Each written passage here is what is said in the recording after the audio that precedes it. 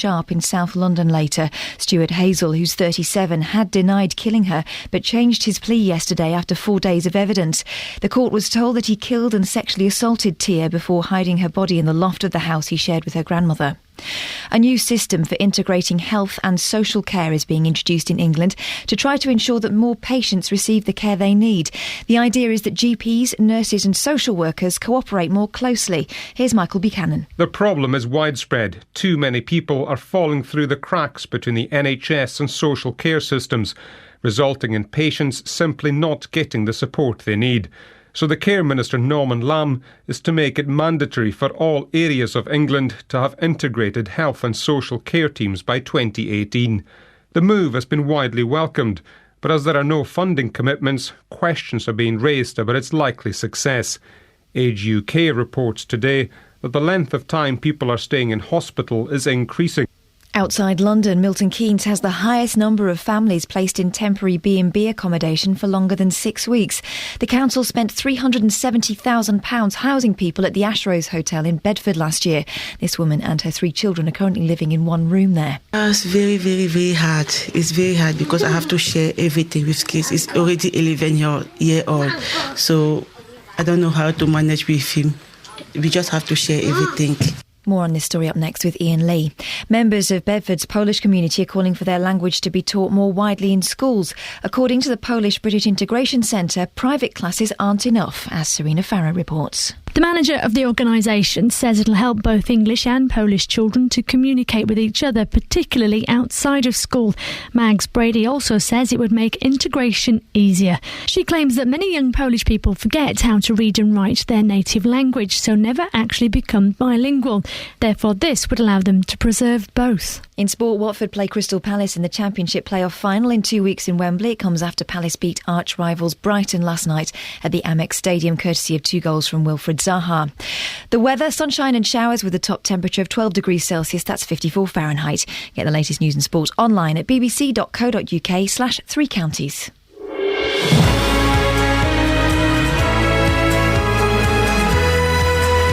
This is Iain Lee, BBC Three Counties Radio. It's flipping cold out there and I've lost a coat. I've lost a coat? I don't even drink. Lots coming up on the show this morning, including, do you live in Buckinghamshire? Well, we'll look into why your police and crime commissioner is being criticised for hiring a chauffeur. The Taxpayers Alliance will be on the show next to give their view. We'll be finding out why Milton Keynes has the highest number of families with children outside of London living in B&B accommodation for longer than they should be. And should Polish be taught on the national curriculum? The manager of the Polish-British Integration Centre based in Bedford thinks so.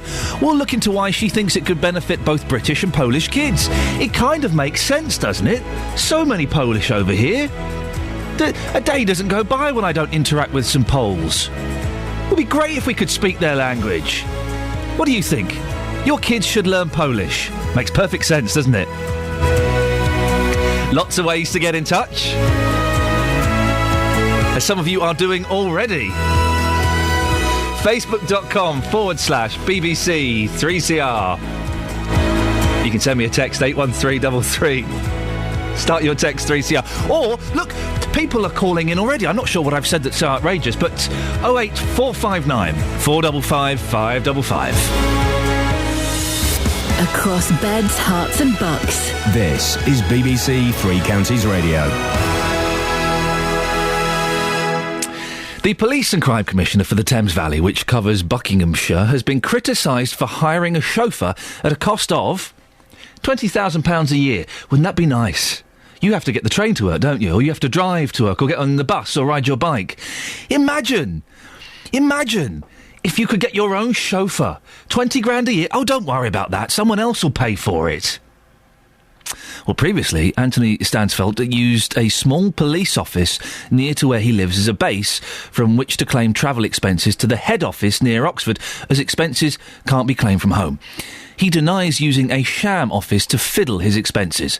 Well, with us now is Robert Oxley from the Taxpayers Alliance. Robert, can you explain in simple terms exactly what Mr. Stansfeld did? Well, what Mr. Stansfield did is he has to commute from his home to his main office, which is about a 45-minute commute. It's about 37 miles. And what happened is suddenly he set up a small office in one room in his local police station. And every morning he would go there, check in. And then because he'd checked in, it meant that he could now claim his journey on expenses, something that he'd not been able to do. And obviously, that might be within the rules. But to anyone looking at it, that looks like a cynical attempt to maximise the amount of expenses, the amount of taxpayers' money that you could claim. And he kept this arrangement for 2 months. And it ended up costing taxpayers an absolute fortune. How much did it cost for those 2 months? Do we know? They're saying it went up 6,000%, or nearly nearly 450 £450 just for each mile. He received £7 one month, and then £450 a month later. When he went to this office, this small office, did he do any work in the office, or was it literally he'd sign in and then go off? It's not exactly clear, but it does appear that, he would just sign in and then head straight to his main office. His main office was in Hungerford. It's, quite a far distance away. So, this idea that somehow you'd need a small room in a local police station to do your role as a police and crime commissioner, I find that very difficult to believe. And look, let's not forget that police and crime commissioners were elected to make the police more accountable. They weren't a way for politicians to get more expenses out of us at a time when police budgets are tight. He stopped claiming the expenses now, hasn't he? But he's got a chauffeur. Was that the right decision? I don't think it was. So he's gone from maximising his expenses, deciding he's going to get someone to pay to drive him. He's going to pay someone to drive him around the county all the time. And I just think that maybe his focus should be on delivering value for taxpayers' money, not working out who he can get to pick up the bill for his driving costs. The chauffeur's £20,000 a year. I'm assuming we're paying for that, are we?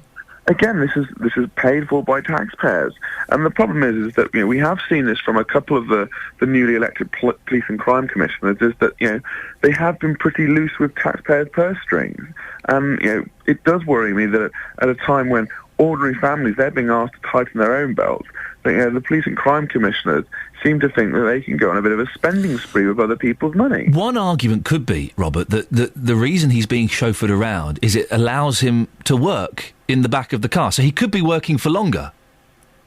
No, I think we would all love to be able to be driven to and from work and be able to work in the back of the car, but that's not the reality for most people. Many of us have an hour commute in there. I'm sure there'll be many people preparing for their commute now, and they work just fine. They don't need to spend 20 grand of somebody else's money just to be chauffeured there and from. So, look, I said a lot of us work hard. I'm sure that police and crime commissioners are doing a good job, but the problem is in this case, it does look like, rather than trying to do something which is in the best value of taxpayers, what he's done is something that's in the best in his interest financially, or in his interest for convenience sake. The Thames Valley area is huge. Is it comparable to other forces? Well, look, it is a big area, but there's you've got borders, police areas. There's large police authorities or police regions which are quite regional in the same way the Thames Valley one. You can go from one place to another, and they haven't got chauffeurs. This is the first police and crime commissioner to have got himself a chauffeur. So I think we do need to look at what they're doing, and they will have to justify this to taxpayers because they are elected, and when they come up for election, a lot of people are going to be saying, well, hang on a second, look at these arrangements. They might have been within the rules, but you weren't really doing best by me. So they will get short and sharp shrift on the doorstop. Robert, what do the other PCCs do? Well, there's a number of PCCs who just, commute in like most other people. They already get a very good salary. They're not poorly paid. There are others who've got, who've hired cars, and there are other ones who've spent lots of money on PR. And I think this is what we're seeing. This is the first time that we've seen this is the first time police and crime commissioners have been in this role. And clearly, some of them are taking to it and identifying value for taxpayers' money as one of their priorities, and representing residents and trying to drive down crime and make police accountable. And others are maybe enjoying perks of the job a little bit too much. And the problem is, those perks come at taxpayers' expense. Robert, we have to end it there. Thank you for your time. Rob Oxley there from the Taxpayers Alliance. We did ask Mr Stansfeld to come onto the show. He declined, but the Office of the Police and Crime Commissioner for Thames Valley sent us this statement. The room the PCC uses at Hungerford Police Station was a spare, unused office. A small amount of work was undertaken to prepare the office for the PCC's use as part of the recent scheduled maintenance and refurbishment at the station, and therefore limited additional works and costs were incurred. The mileage expenses that the PCC claimed between November 2012 and March 2013 were in respect of him incurring relatively high mileage, driving his own car to undertake official business. Since April, the PCC has had the use of a Force X-Fleet car. This is a 5-year-old, high-mileage, low-value vehicle that was scheduled for disposal by the Force. Accordingly, the PCC has not submitted any mileage claims since then. Well, what do you think? 08459 455 555.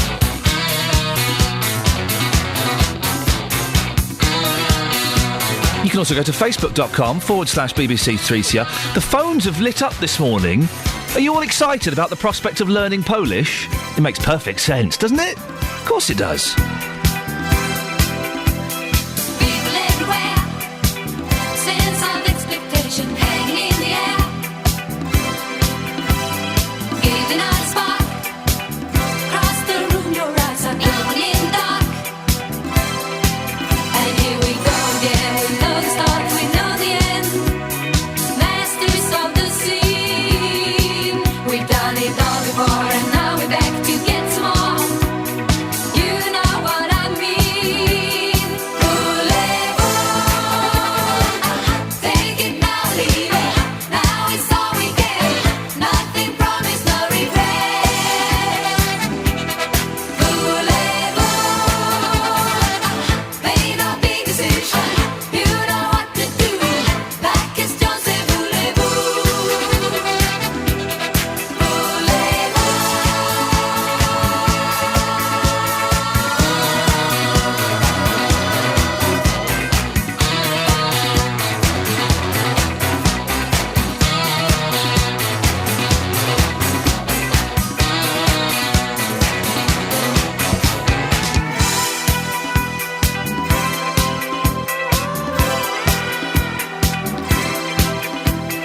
I know what you think.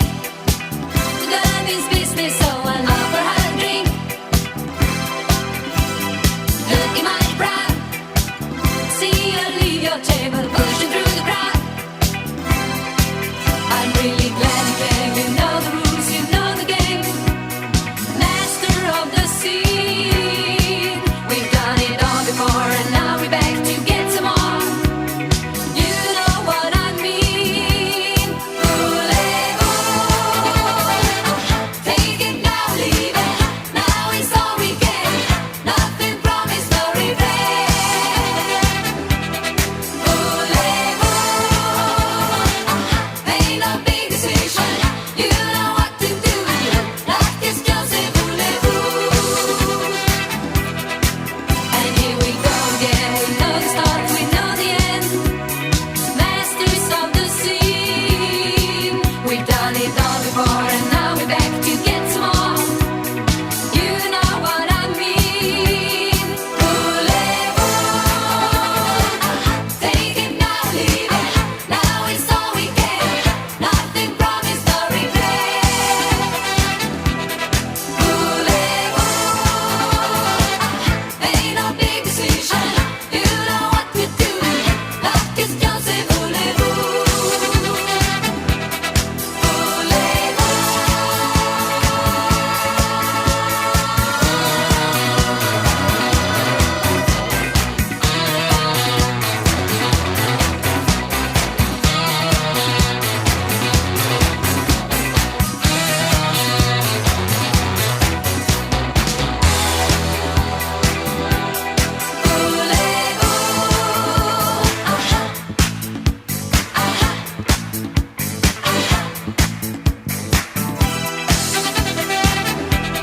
Morning, this is Iain Lee, BBC Three Counties Radio, 08459 455 555. There are so many Poles in this country. We interact with them every day, in shops, in walking down the street, in all kinds of places. We should learn Polish, shouldn't we? Makes perfect sense to me. 08459 455 555. 6:16, here's Adam Glynn with the travel. Travel news for beds, cards and bugs. BBC Three Counties Radio. 5 clockwise, the exit slip road to the northbound M1 has been closed. There's an overturned lorry there and a spillage of diesel, so they're doing the recovery work right now. That means if you're going clockwise around the M25, you currently can't join the northbound M1. It's been shut since the early hours of the morning. Recovery's been there since about 5:20, but the lorry's load is going to need to be transferred. The diversion, you just have to continue to junction 21A of the M25, then head south on the A405, and you can rejoin the M1 then at junction 6. Chiltern this morning disrupted from Marylebone to High Wycombe and to Aylesbury Vale Parkway while they do safety checks on the line. They're doing safety checks to the bridge at Neasden Junction. That means at the minute most services to and from Marylebone will be starting and terminating at either West Ruislip or Harrow on the Hill, and they think this could be ongoing till 7:30 this morning. Your tickets will be accepted on First Great Western services if that's any help. Greater Anglia disrupted as well this morning. Liverpool Street through to Cheshunt and Hertford East because of overhead line problems between Southbury and Cheshunt. It means Cheshunt services via Southbury are diverting to Enfield Town, and Hertford East services via Seven Sisters are going via Tottenham Hale. Theobald's Grove, Turkey Street and Southbury stations at the minute are not being served. Adam Glynn, BBC Three Counties Radio. Thank you, Adam. Right, 6:17, it's Tuesday the 14th of May. I'm Iain Lee and these are your headlines on BBC Three Counties Radio. The Police and Crime Commissioner for the Thames Valley is being criticised for his decision to hire a driver at a cost of £20,000 a year. Stuart Hazel will be sentenced later after pleading guilty to the murder of his partner's granddaughter, 12-year-old Tia Sharp. In sport, exactly a year to the day since they won their first league title in 44 years, Manchester City have sacked manager Roberto Mancini. The weather today for beds, hearts and bucks, sunshine and showers with a top temperature of 12 degrees. Coming up before 6:30, we'll be finding out why Milton Keynes has the highest number of families with children outside London living in B&B accommodation for longer than they should be. BBC Three Counties Radio.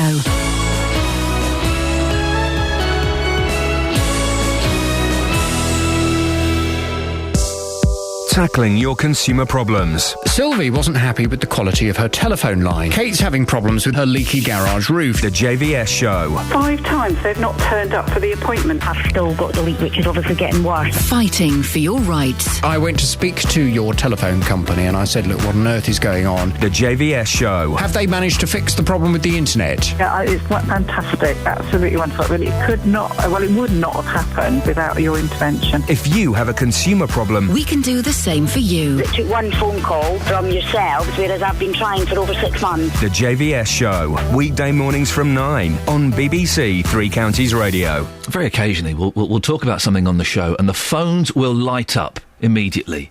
Well, it's happened this morning. The manager of the Polish-British Integration Centre, based in Bedford, is calling for Polish to be taught on the national curriculum. She believes it would help British children and Polish children integrate better and accept their differences. Well, what do you think? Would you like your kids to learn Polish? Big Polish community in Luton. Polish is the most commonly spoken non-native language in the country. 08459 455 555. Steve from Luton, it's a good idea if we all learn Polish, isn't it?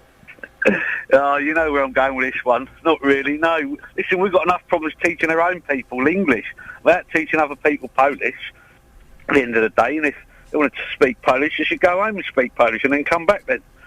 Like I say, well, what are they demanding that for? We don't demand things around the world. Well, we do demand things around the world, but... We do demand quite a lot of things around the world, Steve. Yeah, we do. We probably do, more than what I know about. But at the end of the day, we can't afford it. And we've got enough problems with our own kids that can't read and write. Why are we teaching...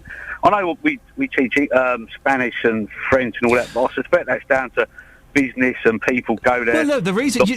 Shall I tell you, Steve, shall I tell you the reason why we learn French? You're going in. Right, because it's the nearest country that has a foreign language to us. That's the reason. There's nothing beyond that. No, well, I don't know. I thought it might have been to do with business. No. Or business sort what business did we do with France in the 70s? I don't know. I'm just a small egg in a pan, ain't I? So I don't know everything. So. And what else is in this? At the end of the day, about the Polish thing, Not interested. They're taking my jobs as usual. You know what my feelings are on immigration.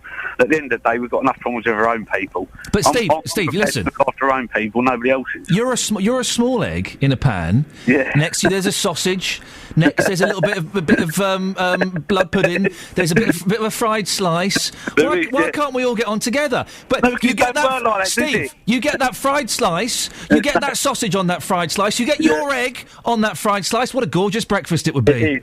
It's a numbers game, nicking my jobs at the end of the day, and then they're cheaper prices. And it's not just them, it's other people as well. Steve, we've got to end it there. Thank you very much for that. Wendy in Hart says, no Polish should be taught in school. We don't have Pakistani or Indian lessons in school. If people want to live here, then they can learn English.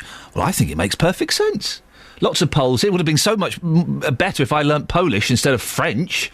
What use was French or German at school? Entschuldigung, wie komme ich am besten zum Bahnhof, bitte? Well, when have I ever asked where the train station is in Germany? Never. Spoken to lots of Poles, though. 08459 455 555. I'm still imagining Steve's breakfast. Nice thought. My name is Ali, nice to meet you, can I tell you, baby? Look around, there's a whole lot of pretty ladies, but none like you, you shine so bright. Yeah, I was wondering if you and me could spend a minute on the floor up close, getting lost in it. I won't give up without a fight. I just wanna, oh baby, I just want you to dance with me tonight. So come on, oh baby, I just want you to dance with me tonight. We're getting sweaty, hot and heavy in the ground now. And loosen up and let your hands go downtown. But go with it, girl, yeah, just close your eyes. Yeah, I feel the music moving through your body. Looking at you, I can tell you want me.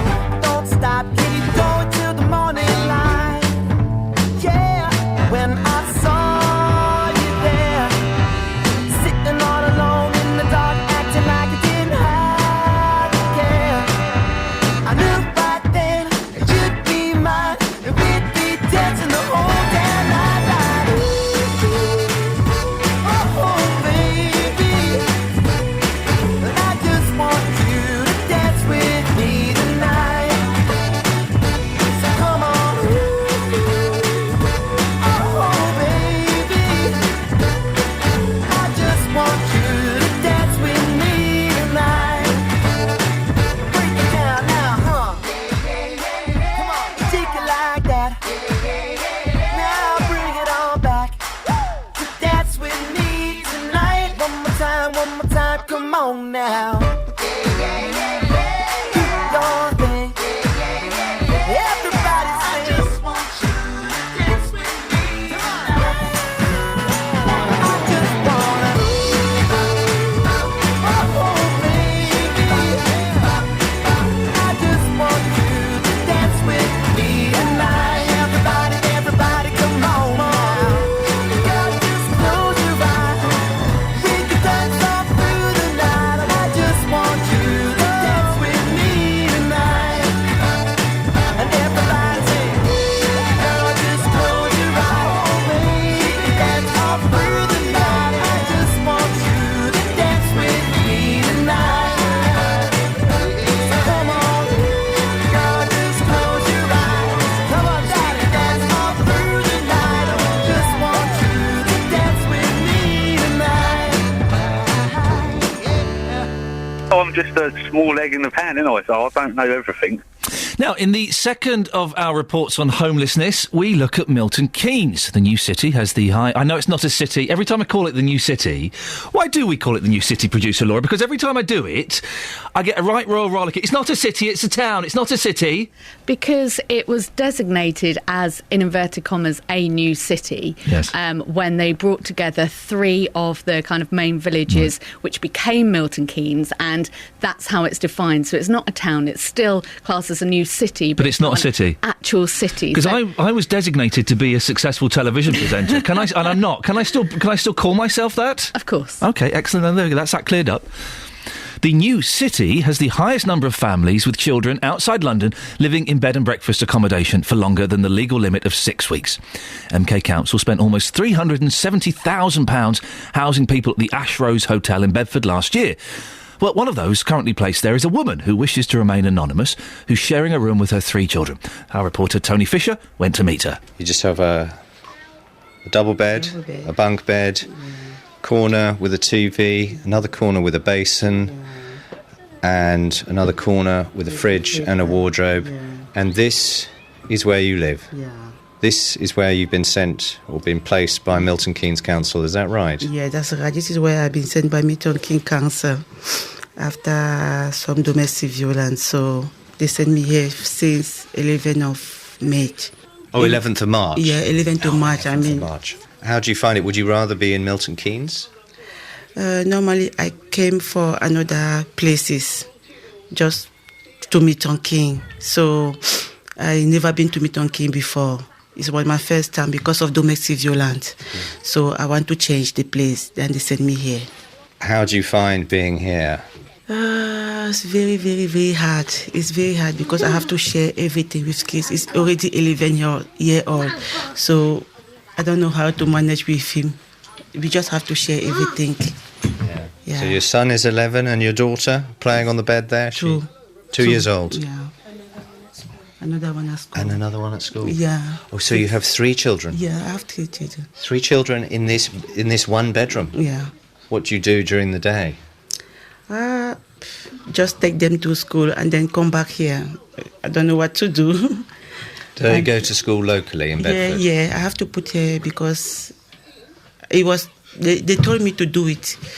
They told me to put them at school because they don't know how long I'm gonna stay here. Yeah, so that's why they have to go to school, isn't it? At the end, yeah. So you could be here indefinitely? Maybe, probably. Yeah. Some people are here for five months. All the people here, they're all homeless. Have they all been placed here by Milton Keynes Council? Yeah. In this house, particularly by Milton Keynes Council, yeah. And how many people in this hotel? We had, let's say, 7. 7 families. 7 families. So where would you like to be in what sort of circumstances? Well, I like to be in the normal house. No, actually, I used to live in the normal house, isn't it? So I like to be in the normal house. It's difficult for children to change the school because they have to change it at the end of the year. I don't know when. So they have already changed 3 schools in 1 year. No, it wasn't fair at all. 3 schools in 1 year? Yeah, because where we come from, there was on the school. Now they are going to another school. I don't know where I'm going to live. They have to change as well. It will be 3. No, it's not fair. But when you came to Milton Keynes, I don't think you expected to end up in a hotel in Bedford. No, at all. No, at all. But because they told me that there were few people in this situation, the same like me. So we have to wait until it's like a queue. You know, you have to wait on your time. Yeah. So you're in a queue to, in theory, get a house in Milton Keynes? Yes, exactly, yes. But you don't know for how long? If some people are here for 5 months, 6 months, 6 months. Well, you can see pictures of the room that she's staying in on our Facebook page, facebook.com/BBC3CR. Right, here's the travel with Adam Glynn. Travel news for beds, cards and bugs. BBC Three Counties Radio. We've got a fair bit of disruption already this morning. M25 clockwise, the exit slip road to the northbound M1 is closed because of an overturned lorry and the resulting spillage of diesel. They're recovering that now, but the lorry's load is going to need to be transferred. So at the moment, you can't go from the clockwise M25 onto the northbound M1. Your diversion continues junction 21A, head south on the A405 and join the M1 at junction 6. Chiltern disrupted between Marylebone and Birmingham and Marylebone and Aylesbury. It's because of safety checks that they're doing at Neasden Junction to the bridge there. It means most trains to and from Marylebone are in fact starting and terminating at either West Ruislip or Harrow on the Hill at the moment, and this disruption's likely to go on for another hour hour or so. Your tickets will be accepted on First Great Western services and on the London Underground, if either will help you with your journey this morning. Greater Anglia affected by disruption from Liverpool Street through to Cheshunt and Hertford East. It's overhead line problems between Southbury and Cheshunt. That means Cheshunt services via Southbury are being diverted into Enfield Town. Hertford East services via Seven Sisters are being diverted via Tottenham Hale. And as it stands, Theobald's Grove, Turkey Street and Southbury stations are not being served. Adam Glynn, BBC Three Counties Radio. Thanks, Adam. 6:30. Here's the news and sport with Catherine. Across beds, hearts and bugs. This is BBC Three Counties Radio.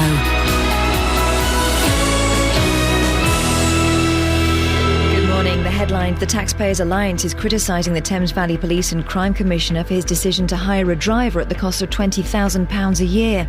Stuart Hazel is due for sentencing later after pleading guilty to the murder of his partner's granddaughter, 12-year-old Tia Sharp. And a new system for integrating health and social care is being introduced in England to try to ensure that more patients receive the care they need. Three Counties Sports. BBC Three Counties Radio. Exactly a year to the day since they won their first league title in 44 years, Manchester City have sacked manager Roberto Mancini. In a statement, the club say despite everyone's best efforts, the club's failed to achieve any of its stated targets this year, with the exception of qualifying for next season's Champions League. Former City defender Danny Mills says Mancini will be fondly remembered by the club's fans. He will go down in folklore in the blue half of Manchester as the man that obviously won the first trophy for 35 years and won the Premier League. And rightly so, you know, he's done exceptionally well. But, you know, what were the targets this year? To win the Premier League, to win the FA Cup, and probably to get to at least the quarter-final stage of the Champions League. He hasn't made any of those four, and therefore, 1 out of 5, I think the owners have said, well, it's not going in the right direction. Watford are set to play Crystal Palace in the Championship playoff final in 2 weeks in Wembley. 2 goals from Wilfred Zaha ensured a 2-0 aggregate victory over Palace's arch-rivals in Brighton last night, giving manager Iain Holloway his third playoff final in 4 years. Wycombe Wanderers has settled its outstanding tax bill with Her Majesty's Revenue and Customs. The clubs were represented in the High Court yesterday, where the winding-up petition they faced was dismissed. Wycombe's joint chairman Don Woodward called the High Court hearing a formality. Luton Town have signed goalkeeper Elliot Justin from East Thurrock. The 22-year-old has signed a 2-year contract. Meanwhile, the Hatters have again been made favourites to win the conference next season. Finally, after 7 Test half-centuries in the last 12 months, wicketkeeper Matt Pryor has been voted England's Cricketer of the Year. England bowler Catherine Brunt won the women's title for the third time. And that's your latest news and sport. More from me at 7 o'clock. Across beds, hearts and bucks. This is Iain Lee. BBC Three Counties Radio. Morning, lots to talk about this morning, lots of phone calls already. Should Polish be taught on the national curriculum? Well, the manager of the Polish-British Integration Centre, which is based in Bedford, certainly thinks so. Well, you can see her point, can't you? It makes perfect sense. I interact with Poles pretty much on a daily basis. The shops I go into, when I've had building work done, makes more sense than learning French. The only reason French is taught in schools is because France is the nearest country that has a foreign language, and it was cheap for kids in the 60s and 70s to go on exchanges. That's the only reason French is taught. So why don't we teach Polish? You know it makes sense, don't you? We'll be speaking to Justin Dealey and finding out what you think of the idea. You can give me a call as well, 08459 455 555. And the Conservatives are publishing a draft bill paving the way for a referendum in, when is it? 4 years' time. I'll be 44 when we have this referendum. Yeah, imagine that. You'll be virtually 30, Ollie.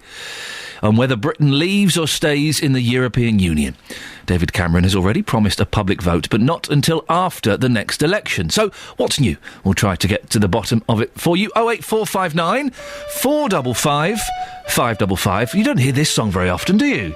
Bit of Manfred Mann. Thank you very much. My name is Jack and I live in the back of the Greta Garbo home. With friends I will remember wherever I may roam. And my name's Jack and I live in the back of the Greta Garbo home for wayward boys and girls. Call up Jack, we live in the back of the Greta Garbo home for wayward boys and girls.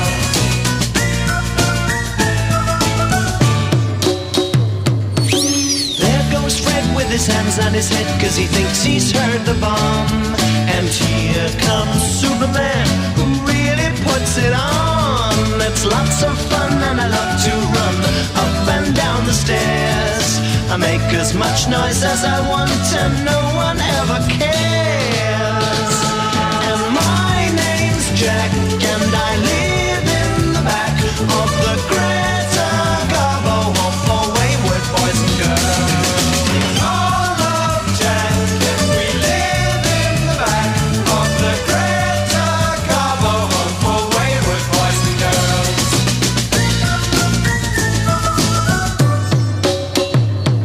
There's Carl over there with his funny old hair and he's never sad at all. And when I grow up I want to run as fast as my friend Paul. There's the prettiest girl in the whole wide world and her name is Melody Men. And here comes my wet brother Tom, who is probably my best friend. My best friend. And my name's Jack and I live in the back of the Greta Garbo home for wayward boys and girls. We all love Jack and we live in the back of the Greta Garbo home for wayward boys and girls.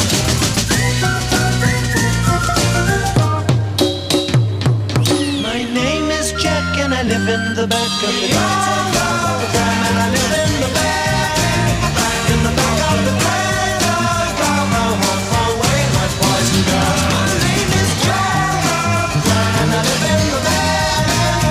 in the back of the Greta Garbo home for Oh, I was totally wigging out to Manfred Mann there.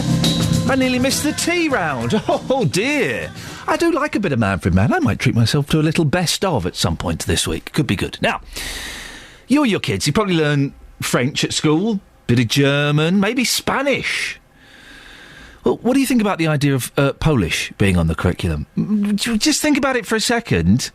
Makes sense, doesn't it? Lots of Poles over here. Be great for interaction. Be great when you get building work done. Well, the manager of the Polish-British Integration Centre, based in Bedford, is calling for that to happen. She believes it would help children, both British and Polish, to integrate better and accept differences. Mags Brady also says many Polish children lose the ability to read and write, and it's difficult for them to become properly bilingual. Well, back in January, we told you that Polish had become the most commonly spoken non-native language in England. Well, our reporter, Justin Dealey, has been looking into this. Justin, you've been getting reaction. What are people saying? Shechka, which means hello, by the way, in Polish. Good, Yes. thank you. You might remember about 3 months ago, a Polish lady said to me, it normally takes 4 years to learn Polish, but with you, I can teach you in 3 months. It got a bit hot, that conversation. It did get hot. I'm trying to... I think I may have got rid of the clip of that. Hang on, this could be it. Over there, that's Justin. No, that's not. That's some children saying you're 51 years old. No, I don't have Very it. different. I've got it somewhere, but I mean, you clearly think, Ian, that Polish should be taught in schools. Oh, it's a great idea. Do people agree? I've been asking people in Bedfordshire, and this is what they had to say. I don't believe so, because there's not a lot of people that go on holiday to Poland, but people do go to Spain and France on holiday. I don't know anyone that's gone to Poland on holiday unless they're from there. I mean, in saying that, though, a lot of Polish people now coming to the UK, would it not help us if we could speak their language? If they want to come to the UK to work and live, then they should speak English. If I moved over there, I'd learn Polish. Like, I lived in Germany for 3 years. I learnt German before I went. It's not necessarily that I'd have a problem that they speak, that they teach Polish. What would be the most valuable language to teach our young kids? What would they use more? If Polish is the answer to that one, then I guess yes. If it is, if Polish is the second most spoken language in this country, would it not help children growing up, if there's going to be more Poles coming here, that they can speak the language as well? Yes, but alternatively, if those children speak English, they don't need to speak Polish. Well, those are predominantly British voices we heard there, Justin. Have you been speaking to any Polish people? I have indeed. Over 500,000 Poles live in the UK, so it took me all of about 2 minutes to find a couple yesterday. I put the same question to them, and this is how they responded. It can help.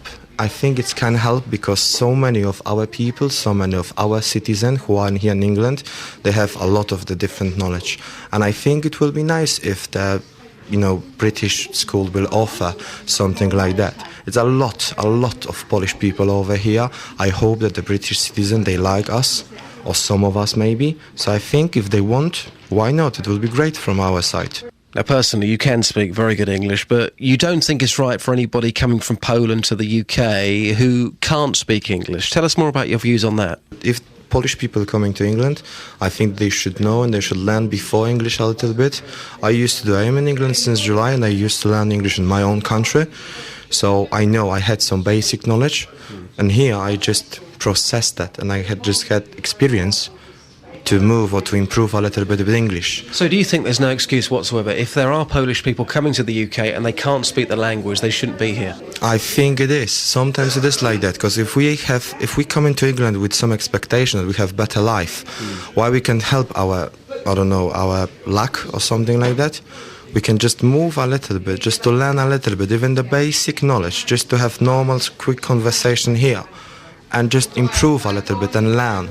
No, definitely not. So you think it's more beneficial for school children to be learning languages such as French, such as German, over Polish? That are used in other countries as well, because Polish can be spoken only in Poland, right? Other languages like Spanish or French can be spoken worldwide. And how long do you think it would take somebody to learn your language? Because I've been told that it is quite a difficult language to learn. On average, how long do you think it would take a child to learn Polish? I guess 5 years. It's 5 years? Very difficult, yeah. Grammatics is very difficult. And there, I think, is the problem, Justin. There are some languages that are quite easy to follow. Japanese is surprisingly easy to... Really? Yeah, it follows very, very strict rules. Very strict rules. Wow. Once you know the rules, it's easy. Okay. But some of these, the Polish and the Greeks and stuff, they're hard languages. But it's whether people can be bothered. When I go back to my school days, I hold my hands up on this one.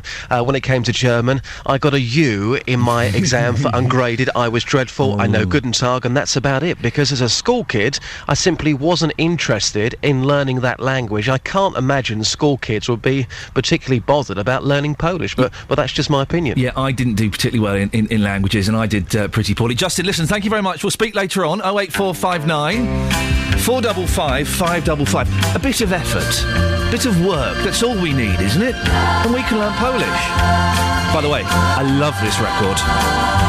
6'6", he stood on the ground. He weighed 235 pounds, but I saw that giant of a man brought down to his knees by love.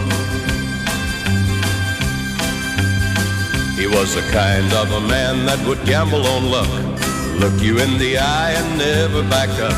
But I saw him crying like a little whipped pup because of love. You can't see it with your eyes, hold it in your hand, but like the wind that covers our land, strong enough to rule the heart of any man, this thing called love.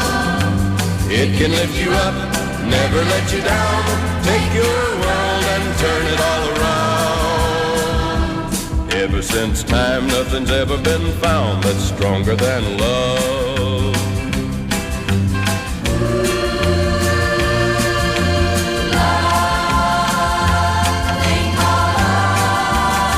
Most men are like me, they struggle in doubt. They trouble their minds day in and day out. Too busy with living to worry about a little word like love.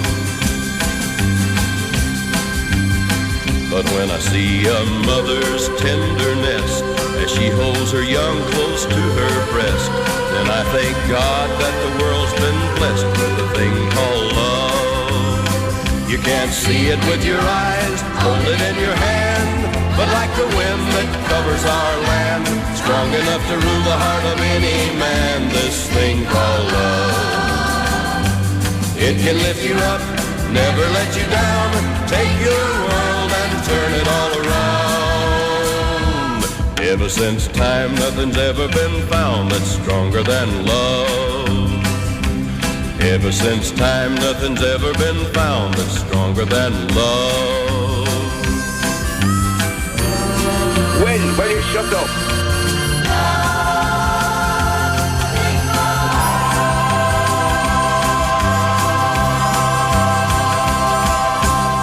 Barnsley.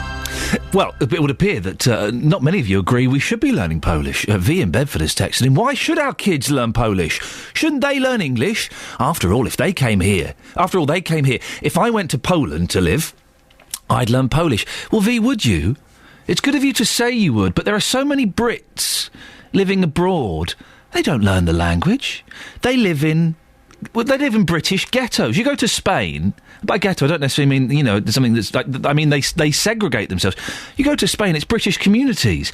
You walk along the high streets and the beaches, English breakfast, Murphy's pub, Sky Sports, Big Brother shown here.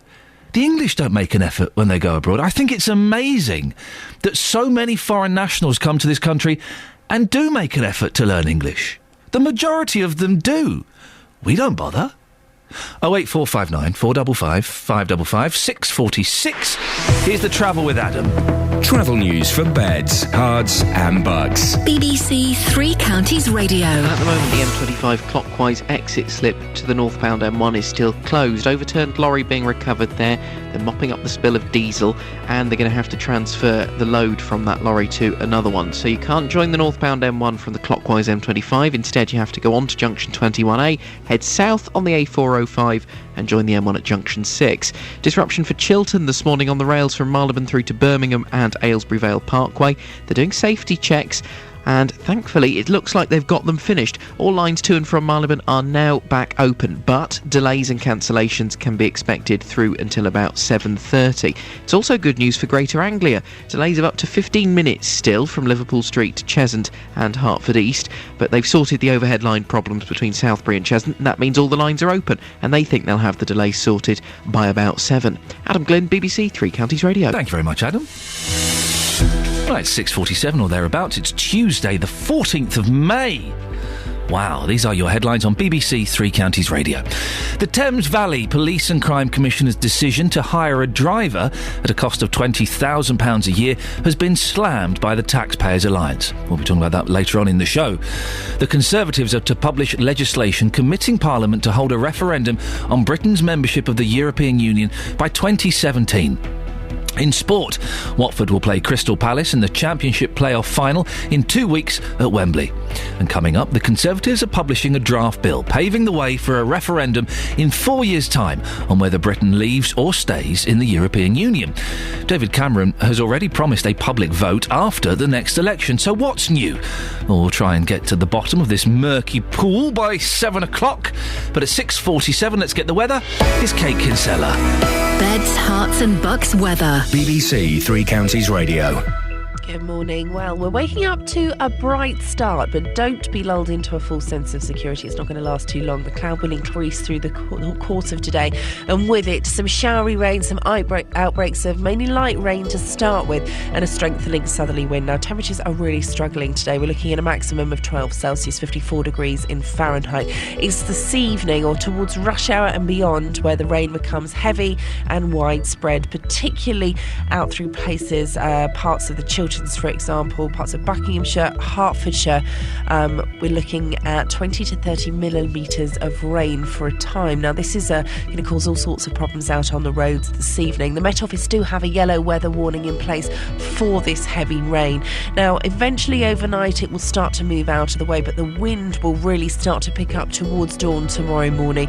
Minimum temperature 5 Celsius, 41 degrees in Fahrenheit. So a breezy and cold and rather damp start to Wednesday morning. Eventually the rain will move out of the way, leaving some isolated showers behind, but a brighter picture, and then tomorrow afternoon the wind will ease. So it's a fairly unsettled next 24 hours, I'm afraid. Fairly miserable as well, but tomorrow's temperature slightly warmer, and it will just feel slightly better tomorrow as there's a little bit more in the way of sunshine. That's your forecast. Thank you very much, Kate.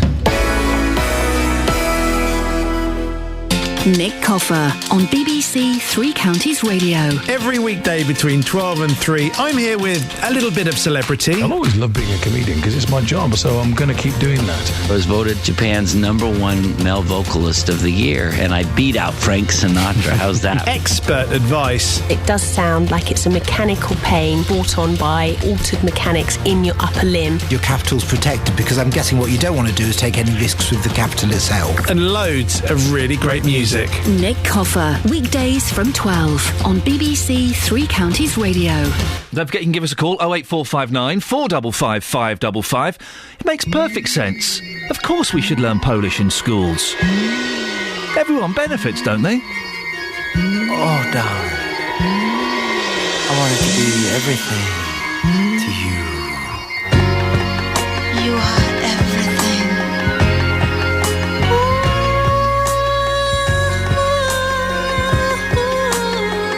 You are everything.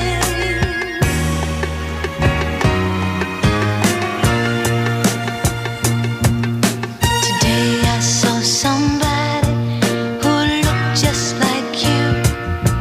He walked like you do. I thought it was you. As he turned the corner, I called out your name. I felt so ashamed, but it wasn't you. Wasn't you? You are everything. You are everything. Oh, you are everything, and everything is you. Oh, you are everything, and everything is you. Oh, hey, how can I forget when each face that I see brings back memories of being with you? Oh, darling, I just can't go on living life as I do, comparing each girl with you. No, and they just won't do. They're not you. No, no, baby, you are everything. Everything is you. Oh, you are everything. Everything is you. Oh, you are everything, and everything is you. Everything, honey,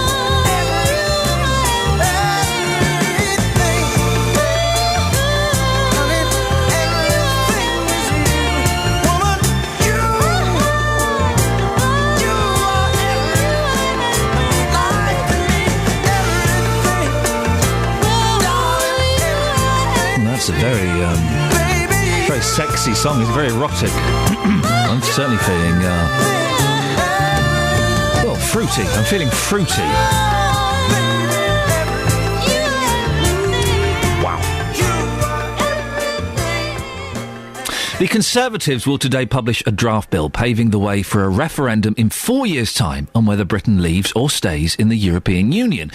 The move comes on the eve of a Commons vote on the issue tomorrow, forced by Tory Eurosceptics. David Cameron has already promised a public vote after the next election. So what's new? Well, I'm joined now by our political correspondent, Paul Rowley. Good morning, Paul. Morning, Ian. Why is the Prime Minister doing this, and what difference will it make from what he said already? He's hoping it will reassure his MPs that he means business, even though he's already pledged to hold a referendum in 2017. Many of his Eurosceptics feel it won't happen, having been promised them before by all the parties, and they've never taken place, apart from the original one called by Harold Wilson in 1975, when the public voted to stay in what used to be called the common market. So what the Prime Minister is now offering is an entrenched promise, as it were. Difficulty is, Ian, he can't guarantee it will become law in this Parliament, because it leads a coalition government and the Liberal Democrats are against the idea. So under the rather arcane parliamentary system, what he's doing is putting forward a draft bill which will then be taken up by a backbench MP, presumably a Conservative MP, who will introduce what's called private members legislation, if you're still with me. Yes. And that will be laid before this Parliament in the hope of getting it enshrined in law in the next Parliament. I love the fact that a promise from the Prime Minister isn't good enough. It has to go a little bit further than that. There was a planned rebellion, wasn't there? Does that mean that that's now off? Not necessarily. That might change in the course of today, because this was only announced late last night. But I'd imagine David Cameron is hoping that his MPs may take him at his word and withdraw this amendment, which is due to be debated in the Commons tomorrow, regretting the fact there was no legislation on this in last week's Queen's speech. Problem is, Iain, even though the Prime Minister is making this promise, there's no absolute guarantee that this referendum will take place, because if he doesn't win the next election outright for the Conservatives, crudely, he is stuffed. If Ed Miliband becomes Prime Minister, he's making clear at this stage at least he won't agree to it. The Liberal Democrats don't want one either. So I think David Cameron may find himself a bit like Roberto Mancini this morning, out on his ear, shall we say. Well, what are the other parties making of this? You said that the Labour and the Lib Dems don't want a referendum. Yeah, they're all scathing about it, because Labour are saying David Cameron is panicking, he's become a prisoner of his Eurosceptics, he's lost control of his party. The Liberal Democrats are saying it's a diversion, it's destabilising, it's chaotic, and probably more importantly, it's totally confusing to the voters. Even I'm supposed to understand these things. I'm finding it confusing by now. Nigel Farage, the leader of the UK Independence Party, is saying it's an act of sheer desperation. That's what he's saying publicly. Privately, he's laughing all the way to the bar, because he's absolutely delighted that his party is now effectively setting the agenda on this after their success in the recent county council elections. Looking at one opinion poll this morning, they seem to have doubled their share of the vote. Although I suppose the Conservatives can at least say they are differentiating themselves from everybody else on this. UKIP want to withdraw from Europe. The Conservatives would argue if you vote Tory at the next election, they're the only party committed to a referendum, and that must put a concern on Labour. Ed Miliband's view is, look, the Tories are obsessing with Europe yet again. His priority is jobs and the economy, but he risks being portrayed as being out of touch and afraid of giving the public what they want. Although, if you look at the opinion polls, Iain, they suggest that only 1 in 10 voters think Europe is top of the tree. Mid-Beds MP Nadine Dorries has been speaking about this, hasn't she? What's she been saying? Well, it's extraordinary, really, because Nadine Dorries was, out on her own as an independent, cut off by the Conservatives after appearing on I'm a Celebrity, Get Me Out of Here. So was she on that? I didn't know. She should have made more fuss of being on there. Yeah, you would have thought so. Yes. I mean, you might have missed it if you don't watch whatever channel it was on. But yeah, I mean, the extraordinary thing about it, she comes back into the party and the first thing she announces is she's going to rebel tomorrow. But, I mean, her view is it shows... she's delighted in a way that the Prime Minister is listening to his backbenchers. But, again, she couldn't tell us last night, because it was so early on when this was announced, whether or not there will be that vote tomorrow. But it's interesting because her view, and she's got rather controversial views on this, she effectively wants a joint ticket where Conservative MPs like herself would get the endorsement of the UK Independence Party if they're pledged to a referendum. She is of the view, if there were a vote today, she would vote to come out of the European Union. That's a view that's now shared not just by people like herself, but also by some members of the Cabinet. So if nothing else, she's talking about it, and a lot of Conservatives are talking about it. The big question, are the voters talking about it? Paul Rowley, thank you very much indeed. Well, it is a good question. Are you bothered by Europe? I don't care about the ins and the outs of it, literally the ins and outs of it. Are you bothered by it? Do you think it's such a big deal? It's all we're hearing at the moment. Paul there is suggesting that maybe 1 in 10 voters are that concerned about it. Simple question. Are you bothered about the whole European debate? 08459 455 555. Does it really mean as much to you as the Conservatives and some of the newspapers are implying it does? 08459 455 555. We should all just learn Polish. That seems to be the obvious thing to me. Here's the travel in English. For beds, cards and bugs. BBC Three Counties Radio. Thank you, Iain. M25 clockwise exit slip to the northbound M1 still closed because of an overturned lorry. They're recovering that now. So any traffic on the clockwise M25 needing the M1 northbound, you have to go onto junction 21A, south down the A405, then join the M1 at junction 6. Clockwise, there's also been an accident between the M40 and Maple Cross, junction 16 and 17. It's now on the hard shoulder. They got that out of the way quite quickly. Anti-clockwise slowing in the usual spots from the M1 to Kings Langley and from Maple Cross to the M40. In Dunstable, we've got a bit of traffic on the A5 as you go between Church Street and Lynch Hill. On the trains, Chiltern still disrupted between Marylebone and Birmingham and Aylesbury Vale Parkway because of the safety checks they were doing earlier. Tickets will, for the time being, still be accepted on First Great Western and the Tube. All lines to and from Marylebone are back open, but delays and cancellations are to be expected for another half an hour or so. For Greater Anglia, they've sorted their overhead line problems. That means delays of up to 15 minutes, residual delays, while they shake the things out of the system there and everything gets back to normal between Liverpool Street and Cheshunt and Hertford East. Adam Glynn, BBC Three Counties Radio. Thank you, Adam. Well, there are calls that all of our children should learn Polish. It should be on the curriculum. Makes perfect sense to me. What do you think? We'll talk about that and more after the news with Catherine. On FM, AM, online and digital radio. This is BBC Three Counties Radio.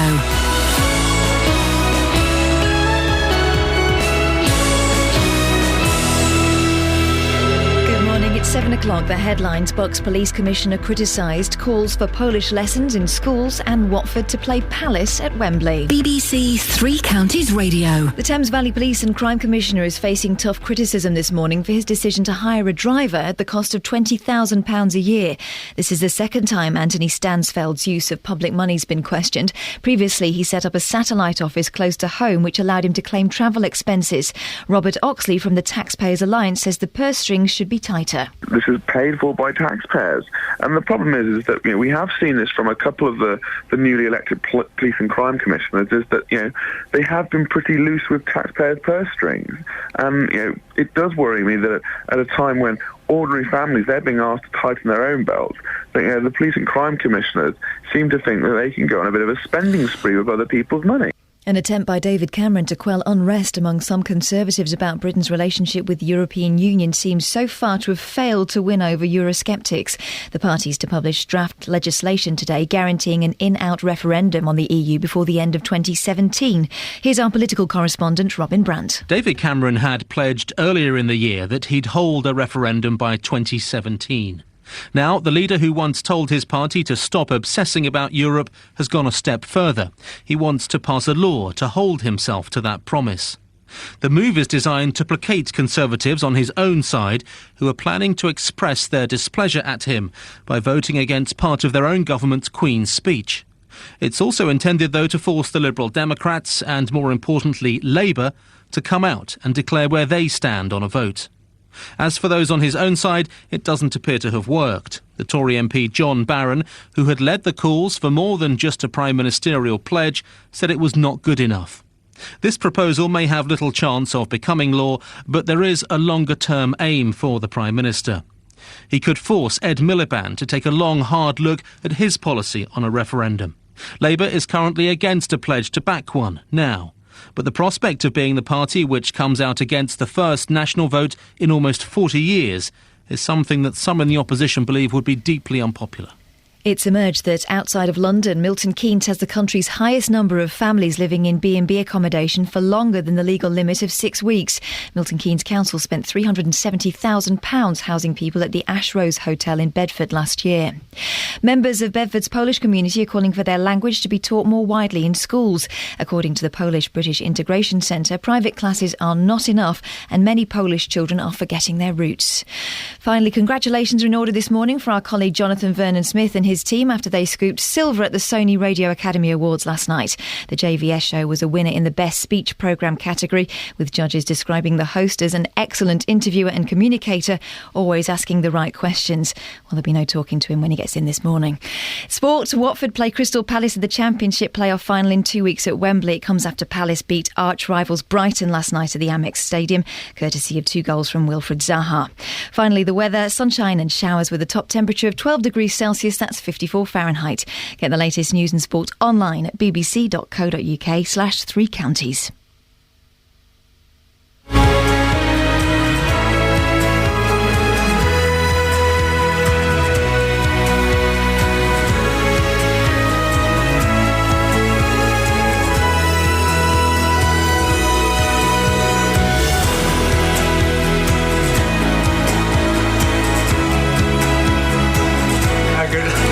This is Iain Lee, BBC Three Counties Radio. I'm just fiddling with the microphone, that's why there was a little bit of silence. Don't worry about that. Leave the technicals to me, we'll get there eventually. Lots coming up between now and 8 o'clock, including... Do you live in Buckinghamshire? Well, we look into why your police and crime commissioner is being criticised for hiring a chauffeur. the Labour PCC candidate for Thames Valley, will be joining me in the studio to give his view. We'll also be finding out why Milton Keynes has the highest number of families with children outside London living in B&B accommodation for longer than they should. And should your children be taught Polish at school? Well, the manager of the Polish-British Integration Centre based in Bedford thinks so. She'll be joining me to explain why she thinks it could benefit both British and Polish kids. Seems like an obvious idea to me. We interact with Polish people every single day. Wouldn't it be easier if we could communicate with them in their own language? Facebook.com/BBC 3CR. You can send me a text, 81333. Start your text 3CR. Or you can give me a call, 08459 455 555. Across beds, hearts and bucks. This is BBC Three Counties Radio. The Police and Crime Commissioner for the Thames Valley, which covers Buckinghamshire, has been criticised for hiring a chauffeur at a cost of £20,000 a year. Previously, Anthony Stansfeld used a small police office near to where he lives as a base from which to claim travel expenses to the head office near Oxford, as expenses can't be claimed from home. He denies using a sham office to fiddle his expenses. Well, Robert Oxley from the Taxpayers Alliance explained earlier how it might have increased his expenses claim. Robert, can you explain in simple terms exactly what Mr Stansfeld did? Well, what Mr Stansfeld did is he has to commute from his home to his main office, which is about a 45-minute commute. It's about 37 miles. And what happened is suddenly he set up a small office in one room in his local police station. And every morning he would go there, check in, and then because he'd checked in, it meant that he could now claim his journey on expenses, something that he'd not been able to do. And obviously, you know, that might be within the rules, but to anyone looking at it, that looks like a cynical attempt to maximise the amount of expenses, the amount of taxpayers' money that you could claim. And he kept this arrangement for 2 months, and it ended up costing taxpayers an absolute fortune. How much did it cost for those 2 months? Do we know? They're saying it went up 6,000%, or nearly nearly 450 £450 just for each mile. He received £7 one month and then £450 a month later. Well, Tim Starkey was the Labour Police and Crime Commissioner candidate in the Thames Valley and stood against Anthony Stansfeld. Tim, what do you think about what's happened? I think it's a disgrace. Clearly this second office is a sham office aimed simply at milking the taxpayer, as has been said, claiming the expenses. He's meeting with the Police and Crime Panel on Friday, which is the committee which is there to hold him to account. I think he should either justify what he has done or pay the money back. The office only ran for 2 months. And have I got this right? It was 4 miles away from his home. That's right. And because it wasn't in his home, that allowed him to claim the expenses then to travel on to his actual That's precisely right. And his travel expenses, if you look before that in January, were £7.20. And then it leapt up to £600. And so basically he was asking the taxpayer to fund his commute. Now, that stopped after 2 months. Yeah. Now we have the situation where he's spending £20,000 a year on a chauffeur. Yes. What do you think of that? Well, again, I mean, this is something I said I would not do when I was running for election. In fairness to him, he said he would. I don't think it's justified. Mostly, again, it seems to be about the taxpayer providing him with a way to go to work. I'm sure a lot of us doing important, responsible jobs would like to have somebody paid for by the taxpayer to get us to work. And to put it in context, the government wants to reduce the starting salary for police constables to £19,000, so effectively more than for a PC. This was one of his points, though, wasn't it? Before he got elected, he always said he was going to have a chauffeur. Yeah. So should we be disappointed with him, the fact that he's followed that through? No, well, I'm not surprised, but I still think it's wrong. And in fact, there may be more justification if he was getting out and meeting the public across the Thames Valley.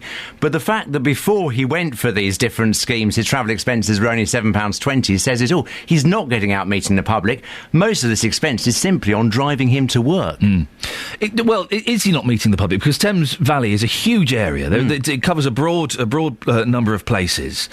So there is some benefit to the taxpayer, isn't there, for him to have this chauffeur? There are arguments for it, but I think it would send out completely the wrong signal at this time. And to put it in context, I believe only 5 members of the Cabinet have dedicated drivers.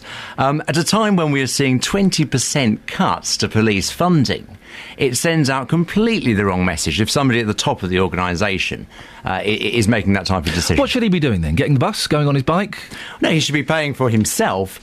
He should be driving himself to Kidlington, to the Thames Valley Police headquarters, as pretty much, all of us have to do to get ourselves to work. There may be situations where it would be necessary in order for him to use a car from the fleet rather than having a dedicated driver, but I think those would be few and far between. The reality is that he would be able to drive himself around. If they are journeys other than to his place of work, he can claim expenses for that. That's legitimate.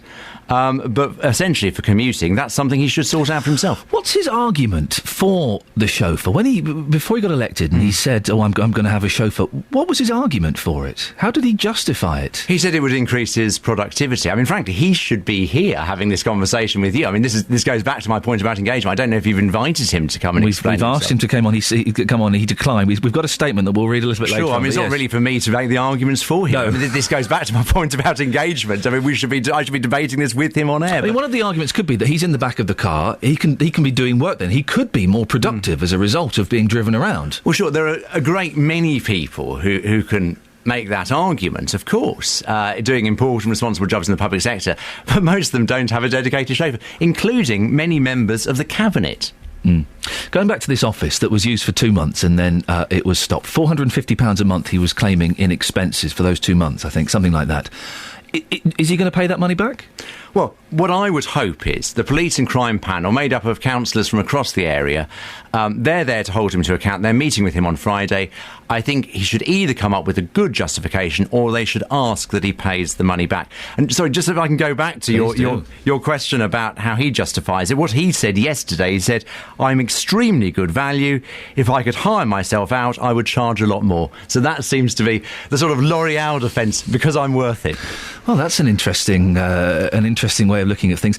The office, I mean, there are two things here. There are the chauffeur situation and the office.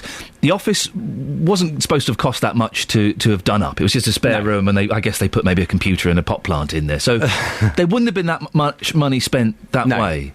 Is there a problem with someone like him claiming expenses to travel to work? Because people do claim expenses, don't they, in other walks of life and other businesses? Yes. Of course. Well, I mean, normally the situation is that you do claim expenses when you travel away from your main place of work. And I've got no problem with that. And of course, he should be able to claim expenses because, as you rightly say, Thames Valley is a big area. And I would like to see him out and about more across the whole area, meeting people and claiming expenses for that.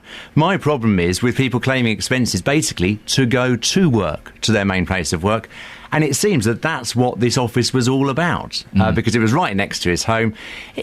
I don't know why he couldn't simply work from home on days he wasn't going into Thames Valley Police Headquarters, as a lot of people do. Tim, is this not just sour grapes on your part? is it? Because you didn't get the job, he did. Yeah. He was obviously proved to be more popular for whatever reason. Are you not just jealous that you haven't got a £20,000 a year chauffeur? Well, I'm sure a lot of us would love to have a £20,000 a year chauffeur. Who wouldn't? But I made it very clear in the run-up to the election that I would not do that. This came up as an issue. I said categorically I thought it was wrong.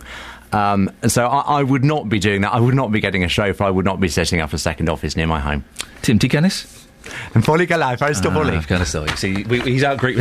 Greek. We got Greeks in the family. We had a little Greek chat before, and you persevered with the Greek language, whereas I gave up. That's the first time I've spoken Greek on air. So if I was about πολύ, maybe I don't know if there's a big Greek community in Bucks. Maybe if you'd have spoken Greek, you might have got. Maybe that. I should have done that. Tim, lovely to see you. Thank you very much for coming in. Cheers. That's Tim Starkey, was the Labour Police and Crime Commissioner candidate in Thames Valley. Well, what do you think? 08459 455 555 is the phone number if you want to give us a call. Across beds, hearts and bucks. This is Iain Lee. BBC Three Counties Radio. I'm surprised at how... This is why we're talking about... One of the reasons we're talking about languages, it's being suggested by a group that we should be learning Polish. Our kids, your children, should be learning Polish in their schools. Languages are hard. I did learn Greek for a while. My wife is half Greek. I learnt it for a while. I got okay. And then I was trying to speak to Tim in Greek. I can't remember any of it. All I can say is... Sagapo, which means I love you. can't really say that to a guy who ran for PCC, can you? It's not really appropriate. But maybe this is why we should be teaching your children Polish in schools. Because there are Polish kids over here, there are Polish people over here. They'd be able to practice it, they'd be able to use it. It would aid integration for the Polish into the community, and it would stop your kids, your British kids, being afraid of them, wouldn't it? It makes perfect sense to me to teach this in our schools. 08459 455 555. Is there anybody who can put up a strong enough argument for your children not to learn Polish? And I don't buy the argument, oh, well, listen, if I were to move to a foreign country, I'd learn their language. I don't think you would. Most Brits abroad Brits abroad are horrible, aren't they? You go to the Greek islands or you go to Spain and it's all people speaking English very loudly to the funny foreign woman in the shop. And there are Murphy's pubs and get your English fry up and, oh, come and watch Big Brother live in this pub. Oh, awful. 08459 455 555. It makes perfect sense. Your children should learn Polish in schools. 7:15, Travel with Adam. Travel news for beds, cards and bugs. BBC Three Counties Radio. And it's still the M25 causing problems this morning. Clockwise, the exit slip to the northbound M1 remains closed. There's an overturned lorry there which is being recovered, and the lorry's load of frozen goods has to be transferred so that the lorry can be fully recovered. It looks like that might be happening now.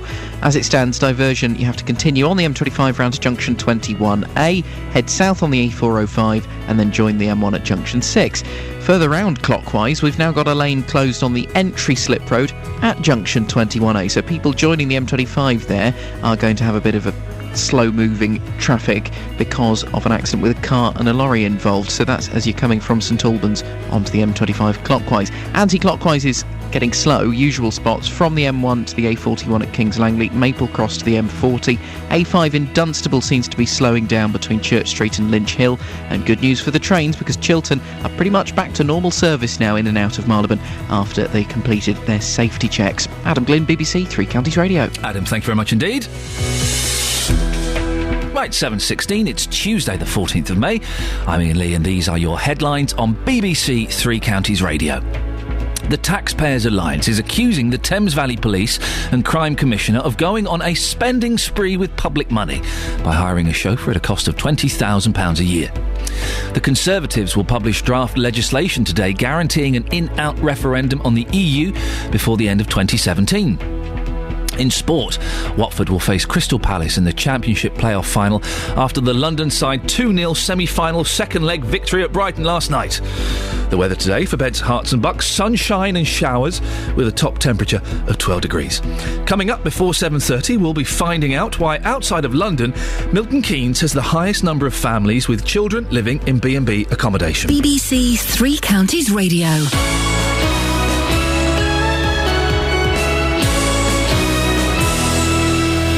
Weeknights from 7. Mark Forrest. Good evening, Joe. Good evening. Let's talk to Lynn. What's your story? Is there life after the armed forces? They've got fantastic skill set. City Street is great. Fruit, veg, you're telling me the best thing about your local market. It's inexpensive but quality products that's grown locally. How has adoption affected your family? He always says to me, she is my birth mother, but you're my mum.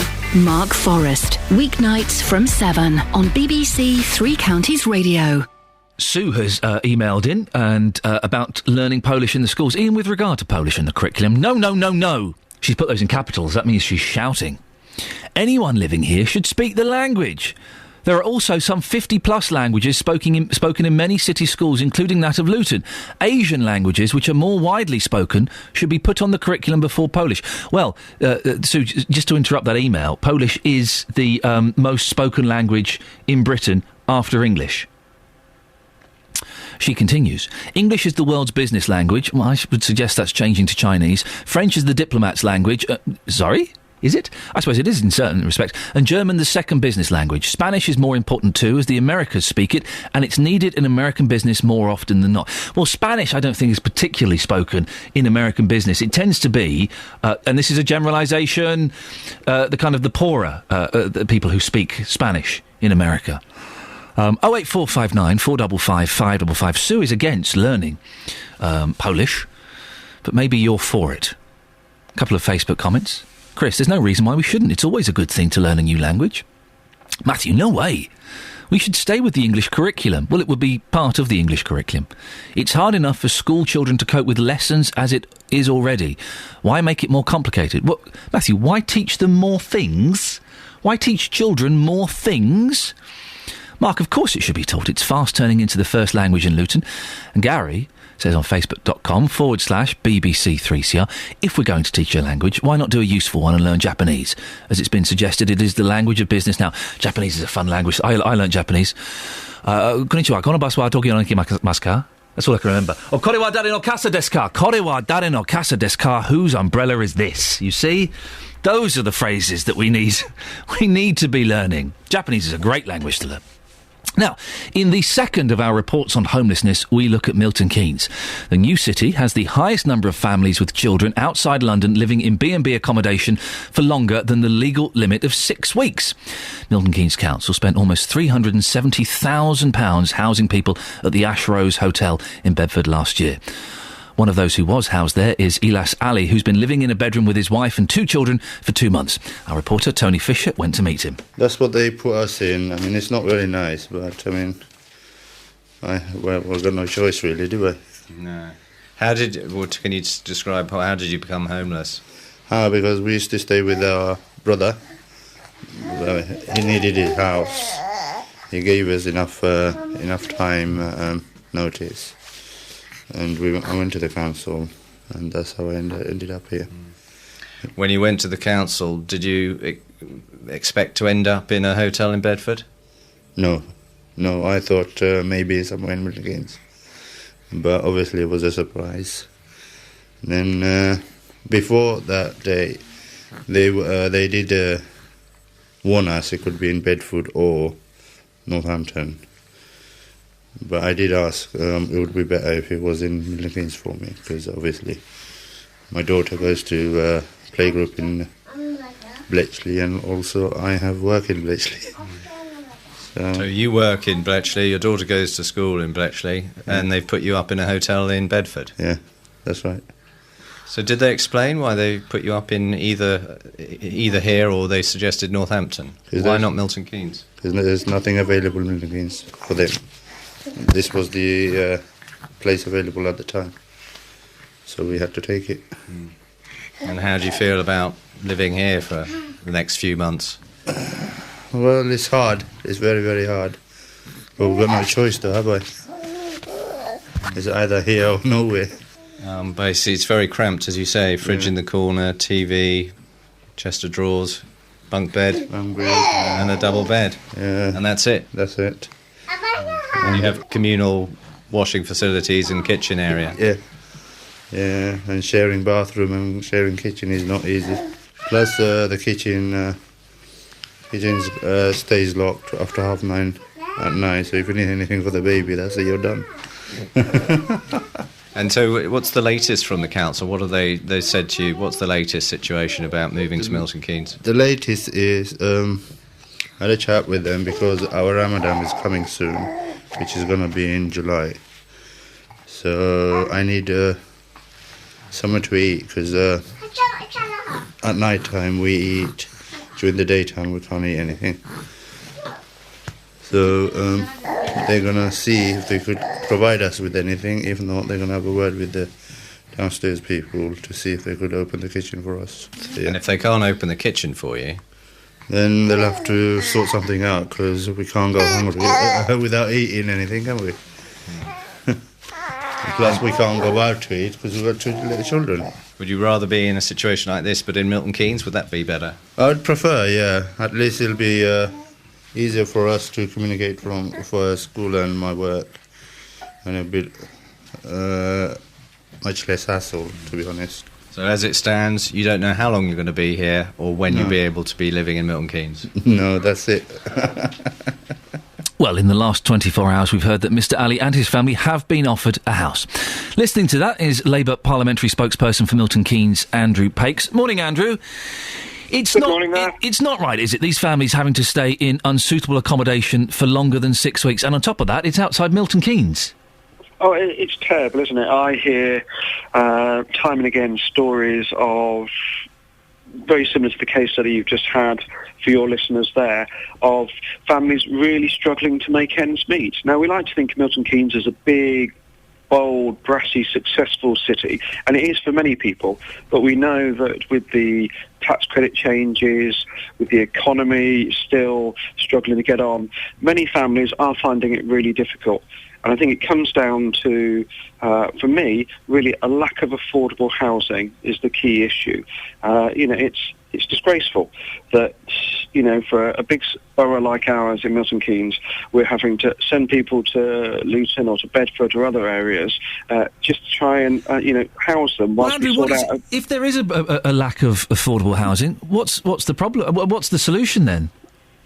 Well, I think we need to get back to ensuring that when we're building lots of houses like we are in Milton Keynes, so there is a good mix across the board, not just private rented sector and houses to buy, but ensure that housing associations have enough stock, and to ensure we get back to building, good quality, decent social housing as well. How many social houses will be built in the next 12 months? Very few. Milton Keynes is going to build a few bungalows, council bungalows, which have been adapted for people who need to move into those properties. So that isn't the solution then, is it? If you're not building the social housing, then what do we do? It should be the solution, and that's why my Labour Council colleagues on Milton Keynes Council have been making that argument. I think one of the other issues here, is that we have this real false economy. We know that Westminster City Council is taking some of their residents and housing them in Milton Keynes. We know that Luton is taking some of its residents and putting them in Milton Keynes, and now Milton Keynes is sending its residents outside the borough. There's a complete lack of coordination, so that even people in desperate situations, like we've heard this morning and elsewhere, who need help, are having to be transported everywhere because councils aren't coordinating their response to this situation. How do we get to this point where councils are just shifting people from one place to another? I think in many instances councils are trying to do the best they can. People come to them with a real need. My understanding is that in Milton Keynes, once you get in B&B accommodation, it can take you up to 8 months to then get in out of a B&B and into something better. But how do we get here? How do we get to this position where people like that gentleman and his family we just heard from are being forced, and luckily he's got a place now, but being forced to live in a B&B for 2 months outside of his local area? Yep, I think it's about long term. We have not built enough houses which are affordable to rent or either people to buy. I think we've got a real crisis point at the moment for some families whereby people are failing to keep up with their mortgages, people are struggling to pay their rent. We know that private rented sector accommodation is getting higher and higher.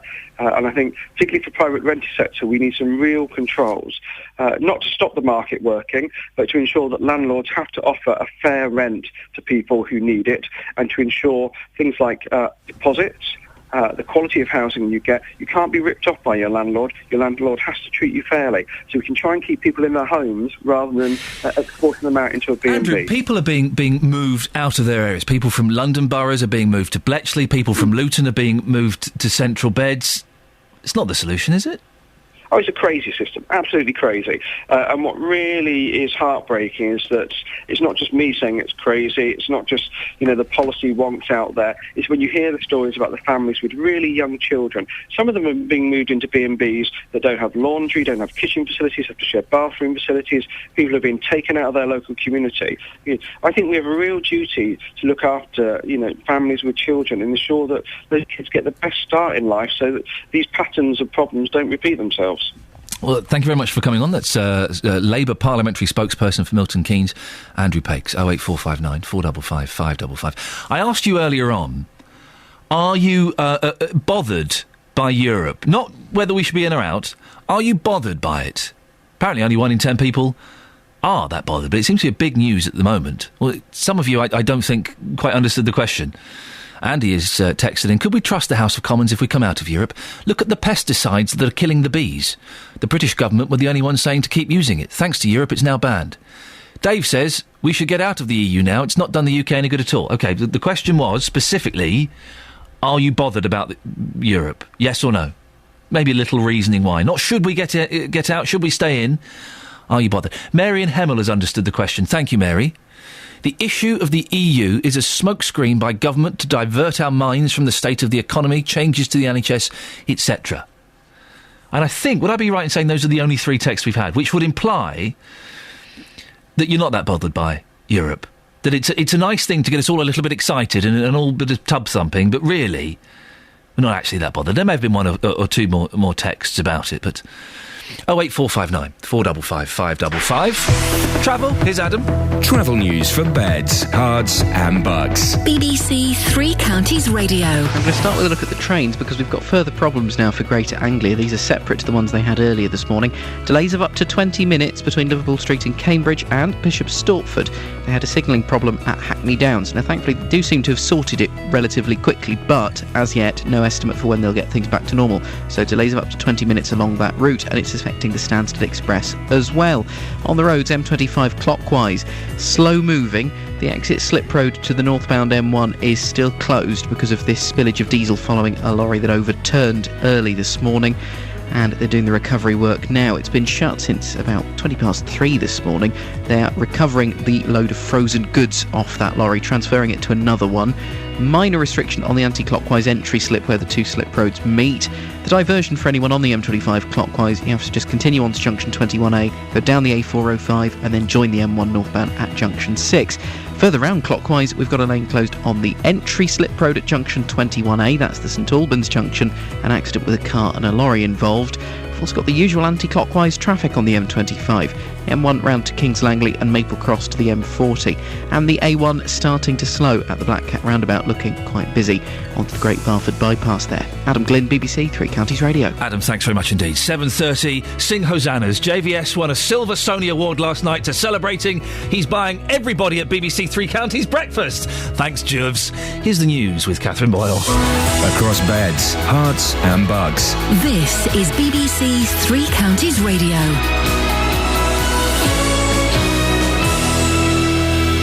Good morning, it's 7:30. The headlines. The Taxpayers Alliance is accusing the Thames Valley Police and Crime Commissioner of going on a spending spree with public money by hiring a chauffeur at a cost of £20,000 a year. The Conservatives will publish draft legislation today guaranteeing an in-out referendum on the EU before the end of 2017. And it's emerged that outside London, Milton Keynes has the country's highest number of families living in B&B accommodation for longer than the legal limit of 6 weeks. Three Counties Sports. BBC Three Counties Radio. Exactly a year to the day since they won their first league title in 44 years, Manchester City have sacked manager Roberto Mancini. In a statement, City says despite everyone's best efforts, the club has failed to achieve any of its stated targets this year, with the exception of qualification for next season's UEFA Champions League. Elsewhere in the Premier League, Wigan must win at Arsenal tonight to maintain any hope of avoiding relegation from the Premier League. Arsenal, meanwhile, can move back to above Tottenham into fourth with a win. Watford will play Crystal Palace in the Championship playoff final at Wembley in a fortnight. Ian Holloway's side beat Brighton 2-0 at the Amex thanks to second-half goals from Wilfried Zaha. They win the tie 2-0 on aggregate. The playoff final will be Holloway's third in the last 4 years. We got 2 weeks now to get ready for a wonderful occasion at Wembley, and I don't like losing. I had to get used to it with the budget that I had at Blackpool in the Premier League, but we got 39 points. And then we got to the playoffs last year and we lost to West Ham in the 88th minute. So, you know, I got this group now and let's see what we can do. And I'm delighted for them because it's a wonderful experience in your life. Wycombe Wanderers has settled its outstanding tax bill with Her Majesty's Revenue and Customs. The club were represented in the High Court yesterday when the winding up petition that they faced was dismissed. Wycombe's joint chairman Don Woodward called the High Court hearing a formality. And Luton Town have signed goalkeeper Elliot Justin from East Thurrock. The 22-year-old has signed a 2-year contract. Meanwhile, the Hatters have again been made favourites to win the conference next season. And that's the latest news and sport. More from me at 8 o'clock. You speak loads of foreign languages, don't you? I speak a couple. So go on, give us a snatch. Bueno, te puedo hablar en español. Oh. No, that's it, you finished. What, you don't want any French? No, not today, thank you. Is Iain Lee. BBC Three Counties Radio. French. We'll get some French from Catherine later on. The most pointless language in the world. No one speaks French apart from the French. We don't need it, do we? Well, actually, several African nations as well. Apart from several African nations, the French, and diplomats and ambassadors around the world, no one speaks French. Why do we need that? 08459 455 555 is the telephone number if you want to give us a call. We're talking about foreign languages because the question is being raised, should Polish be taught in the national curriculum? The manager of the Polish-British Integration Centre based in Bedford certainly thinks so. She'll be joining me to explain why she thinks it could benefit both British and Polish kids.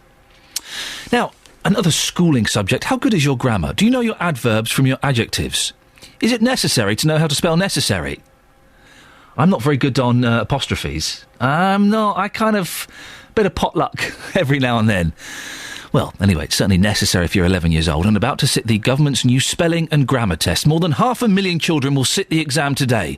Here's the Education Minister, Elizabeth Truss. Children end up leaving school without the ability to write coherently, to understand grammar and to understand language. And we get lots of feedback from employers that people don't know how to punctuate, they don't know how to spell properly, they don't know how to check their own work. And it's really important to inculcate those things at an early age. Oh, inculcate those things. Oh, you can tell she's the educator. That's how she got the job. She used that word in her interview. Well, we can get more on this now with our reporter, James Alexander. Good morning, James. Now, I remember... Inculcate is not one of the questions, by the way, in the test today. To define that's good. Inculcate. I remember spelling tests at school. What's this new test about?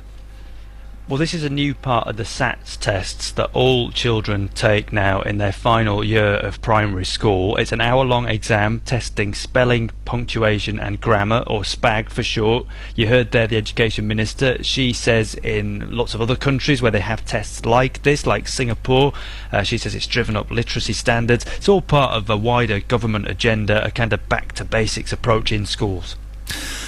Some teachers aren't very happy with this, though, are they? Yeah, some teachers reckon it's all about circling words and ticking boxes and doesn't really help children learn good English, and it might even put some children off. Among the critics is the children's author Michael Rosen. He says the new test is a waste of time. Ticking boxes on test sheets, some children will learn how to do it. You know, they'll see an ly word, say it's an adverb and tick it. You can teach some children, maybe many children, to do that. This has no impact on their ability to write good standard English. And Michael Rosen says it's more important that you can use an adverb in your writing or your conversation, not whether you can spot one in a test. I like Michael Rosen, but I disagree with him on this. What sort of questions are in this new test then, James? Well, can I put you on the spot, Ian? Put me on the spot. These questions to Let's have a go. I know you said apostrophes weren't your strong point, so shall we skim over the apostrophe questions? Let's avoid those. Let's avoid them. Let's identify the noun and the adjective in the following sentence. Okay. I thought the football match was exciting. I thought the football match was exciting. So exciting is the adjective. That's correct. Right, and yes, tick. Thank you very much.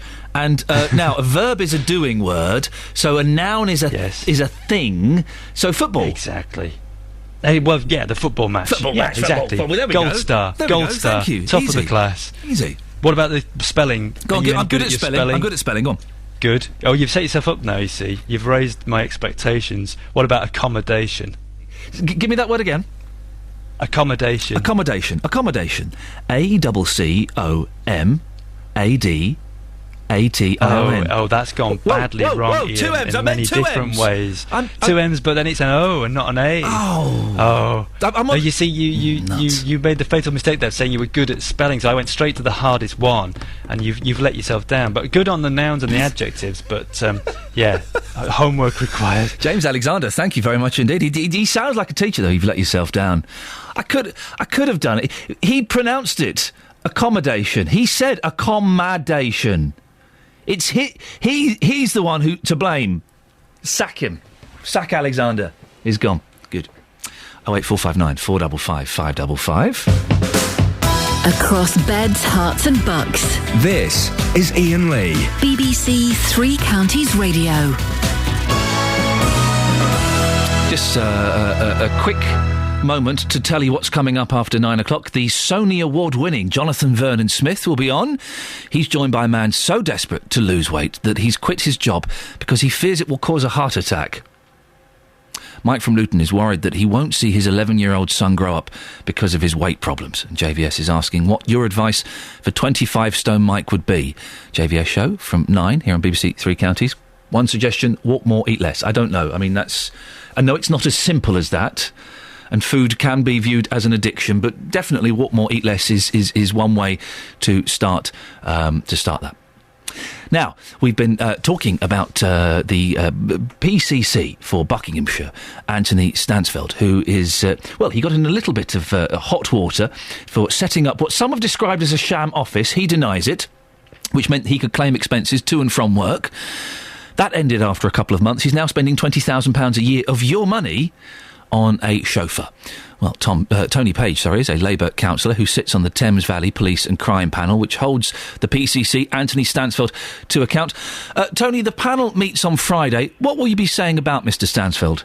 Well, good morning. I will be trying to raise this issue at the meeting on Friday, although the chairman of the panel is very protective of the Police and Crime Commissioner and may well try and block any attempts, because, of course, it's not formally on the agenda, having only arisen in the last few days. So there are some serious questions that the Commissioner needs to answer about the way he created an office in Hungerford Police Station, which is only a few miles from his house. And it all 4 miles, I think, isn't it? Indeed. Yeah. You could almost walk it.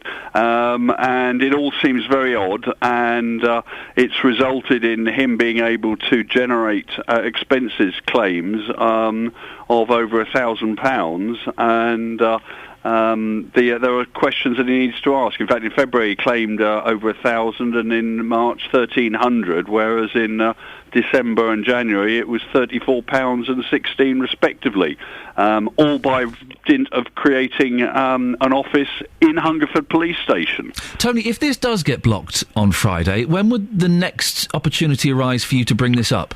Well, there will be opportunities when we meet with the Commissioner as well. The Commissioner does venture out of his lair into parts of Berkshire, Buckinghamshire and Oxfordshire, and there will be subsequent opportunities. And I know he's, for example, coming to Reading from where I'm speaking in early June.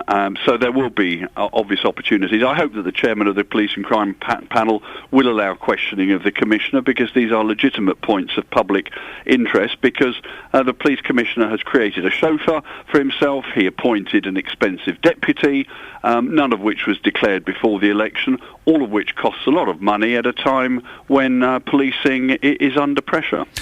He did, Mr Stansfeld did say before he got elected that he would have a chauffeur. Do you still have a problem with that? Well, I do actually, and I think there are questions that need to be asked about the nature of the job and the responsibilities that have been designated. It wasn't formally in his manifesto that I'm aware of, but he was apparently heard at one meeting saying that he would appoint a chauffeur. I concede that. So let's hope that there is the opportunity to cross-examine him on Friday. What action do you think should be taken against him? Well, it's very difficult. The Police and Crime Commission apparently falls outside the standards regime for local government and also for MPs. So this is new territory. This is a daft position that was created by the coalition that nobody in local government and few people in the public wanted to see. The turnout was, of course, only 13% across the Thames Valley last year. So this and other episodes around the country mean that questions have been raised as to how the probity surrounding the operation of police commissioners can be maintained. So I'm not in a position to answer that question. Perhaps Theresa May, as Home Secretary, who promoted this daft idea, would like to answer that. Tony, thank you very much. That's Tony Page, Labour councillor, who sits on the Thames Valley Police and Crime Panel, which holds Mr Anthony Stansfeld, the PCC, for bucks to account. And we'll be following that up and finding out if Tony is allowed to ask his questions on Friday. Right, quick look at the front pages of the newspapers, shall we? He clears his throat and hopes nobody notices. Right, The Guardian. He pleaded on TV to come home. For Tia to come home. Now he admits he killed her. This is Stuart Hazel. Yesterday dropped his campaign of lies and admitted murdering Tia Sharp. Isn't it interesting when these the guilty verdict comes out, or they admit guilt? All of the nasty backstory about that gentleman. What a horrid gentleman. This to one side. His past behaviour is absolutely shocking. And Cameron olive branch on EU as UKIP soars. PM endorses early referendum bill. Bonnie Tyler's in a lot of the papers. Is it the Eurovision this weekend? Oh, OK, it is. Right, well, that's something for me to... Another reason for me not to watch the television this weekend, then, for goodness sakes. Oh, we need to get hold of... producer Laura, we need to get hold of the gentleman. We need to get hold of the gentleman who wrote the song for Eurovision, don't we? Do you remember? Yes, there was a local chap who'd written a song for Eurovision and thought it was kind of an old boys' club, and he couldn't get his song on. He was from Buckinghamshire. Yeah. He was disappointed at the selection process by the BBC for choosing songs, and he said, look, I've got a perfectly good song. Why haven't I been selected? It was an excellent song. We enjoy playing it. Can we get him on Friday? Yes. We'll play a little bit of his song again. Let's tee him up, and then we can get him on Monday's show to give us a professional view of the Eurovision Song Contest. He clearly knows his stuff. Certainly does. Well, that's certainly something to look forward to there. We'll sort that out. The Independent, wake-up call on Northern Ireland paramilitaries. Support for Northern Ireland paramilitaries will persist until politicians tackle endemic poverty and youth unemployment. Let's do a couple more and then we'll do the rest later on. The Daily Telegraph, Cameron to rush out law for EU vote. There's a picture of Prince Harry holding his balls, and the Minister, elderly care is key to NHS... rugby balls. Care is key to NHS recovery. The NHS could collapse without decisive action to get more elderly people out of hospitals. And final one for the moment. Oh, no, it's the Telegraph business. We're not interested in that in the slightest, are we? No. Let's have a look at the Times very quickly. Tories force Cameron to enshrine EU vote in law. And there's a David Hockney painting. That's news, is it? A painter has painted a picture? Wowzers. It's 7:45, here's the travel with Adam. Travel news for beds, cards and bugs. BBC Three Counties Radio. The M25 clockwise, we're still looking very slow. There's a lane closed on the exit slip round to the northbound M1. Now, the good news is, because there's only one lane closed, that means the slip road is actually now open. We had that overturned lorry. They're still in the process of recovering it, but they've opened one lane past the scene about 15 minutes ago. That means traffic can now finally join the northbound M1 from the clockwise M25, but you'll still find it busy. Further round clockwise, next junction along junction 21A, there's a lane closed on the entry slip road. There's been an accident with a car and a lorry involved there. That's the road coming from the A405 there onto the M25. Anti-clockwise, we've got delays from the M1 to the junction 19 at Watford area. It's taking 10-15 minutes to get through. Then from Chorleywood to the M40, taking maybe 25 minutes there. Southbound M1 is looking busy from the Luton Airport spur to Redbourne. The A1 into London round Boreham Wood is queuing from Stirling Corner to Apex Corner. And delays if you're heading into London on the A40 this morning from Uxbridge through to Perivale. It's taking 25 minutes to half an hour around there. Tail end of the M40 is looking okay on the cameras at the minute. On the trains Greater Anglia, it's 15-minute delays Liverpool Street through to Cambridge and Bishop Stortford after earlier signalling problems at Hackney Downs. Adam Glynn, BBC Three Counties Radio. Adam, thank you very much indeed. Well, I have to say, I've just been brought a marvellous eggy roll by Mr. Jonathan Vernon Smith, who won a Sony Award last night. Congratulations. Oh, he looks rough. I suspect he could be doing a Paula this morning. Right, 7:47. It's Tuesday the 14th of May. I'm Iain Lee, and these are your headlines on BBC Three Counties Radio. The Taxpayers Alliance is accusing the Thames Valley Police and Crime Commissioner of going on a, quote, spending spree with public money, unquote, by hiring a chauffeur at a cost of £20,000 a year. The Conservatives will publish draft legislation today guaranteeing an in-out referendum on the EU before the end of 2017. In sport, Roma have been fined €50,000. It's about just over £42,000 by the Lega Calcio after a section of supporters racially abused 3 AC Milan players during last night's game at the San Siro. Coming up, before 8 o'clock, should Polish be taught on the national curriculum? The manager of the Polish Integration Centre, based in Bedford, certainly thinks so. She'll be joining me to explain why she thinks it could benefit both British and Polish kids. Before that, let's get the weather. Here's Kate Kinsella. Beds, Hearts and Bucks weather. BBC Three Counties Radio. Good morning. Well, it's not a bad start to the day. There's some brightness across all 3 counties at the moment, but we've already seen some showers blow through, and that's really the precursor of things to come. The cloud will thicken through the course of the morning. Some heavy showers will blow through just before we get the heavy, more persistent rain. So although it's quite bright as you leave today, when you come home this evening, your commute home maybe not be quite so pleasant. Unfortunately, this rain, we could see between 20 and 30 millimetres through the course of this evening. evening and overnight, and the Met Office has issued a weather warning for parts of Buckinghamshire and also parts of Hertfordshire and Bedfordshire as well. So really worth watching out for, particularly for rush hour this evening. But through today, temperature-wise, it's feeling cool in the southerly wind. We're looking at a maximum of just 12 Celsius. The sun sets at 20:44 this evening.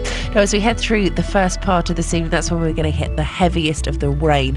And like I say, 20 to 30 millimetres expected. It will ease off as we get through the night, but as it eases off and moves away to the northeast, the wind will strengthen. We could get some gale force winds first thing tomorrow morning. Minimum temperature down to 5 Celsius. That's 41 degrees in Fahrenheit. And that's your forecast. Thanks very much, Kate. Sorry, got a mouthful of egg roll. It's an eggy bat. I was hoping you'd go on a little bit longer. Sorry about that. Never mind, thank you. No, don't judge her. She was the professional there, not me.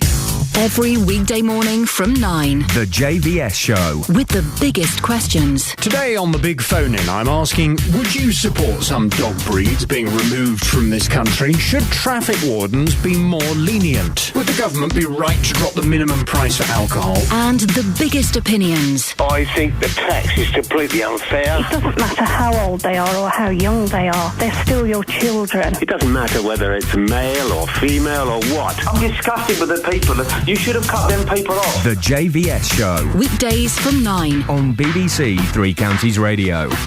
08459 455 555 is the phone number. Look at them, they're all scoffing. Look at you. I've got a mouthful of egg.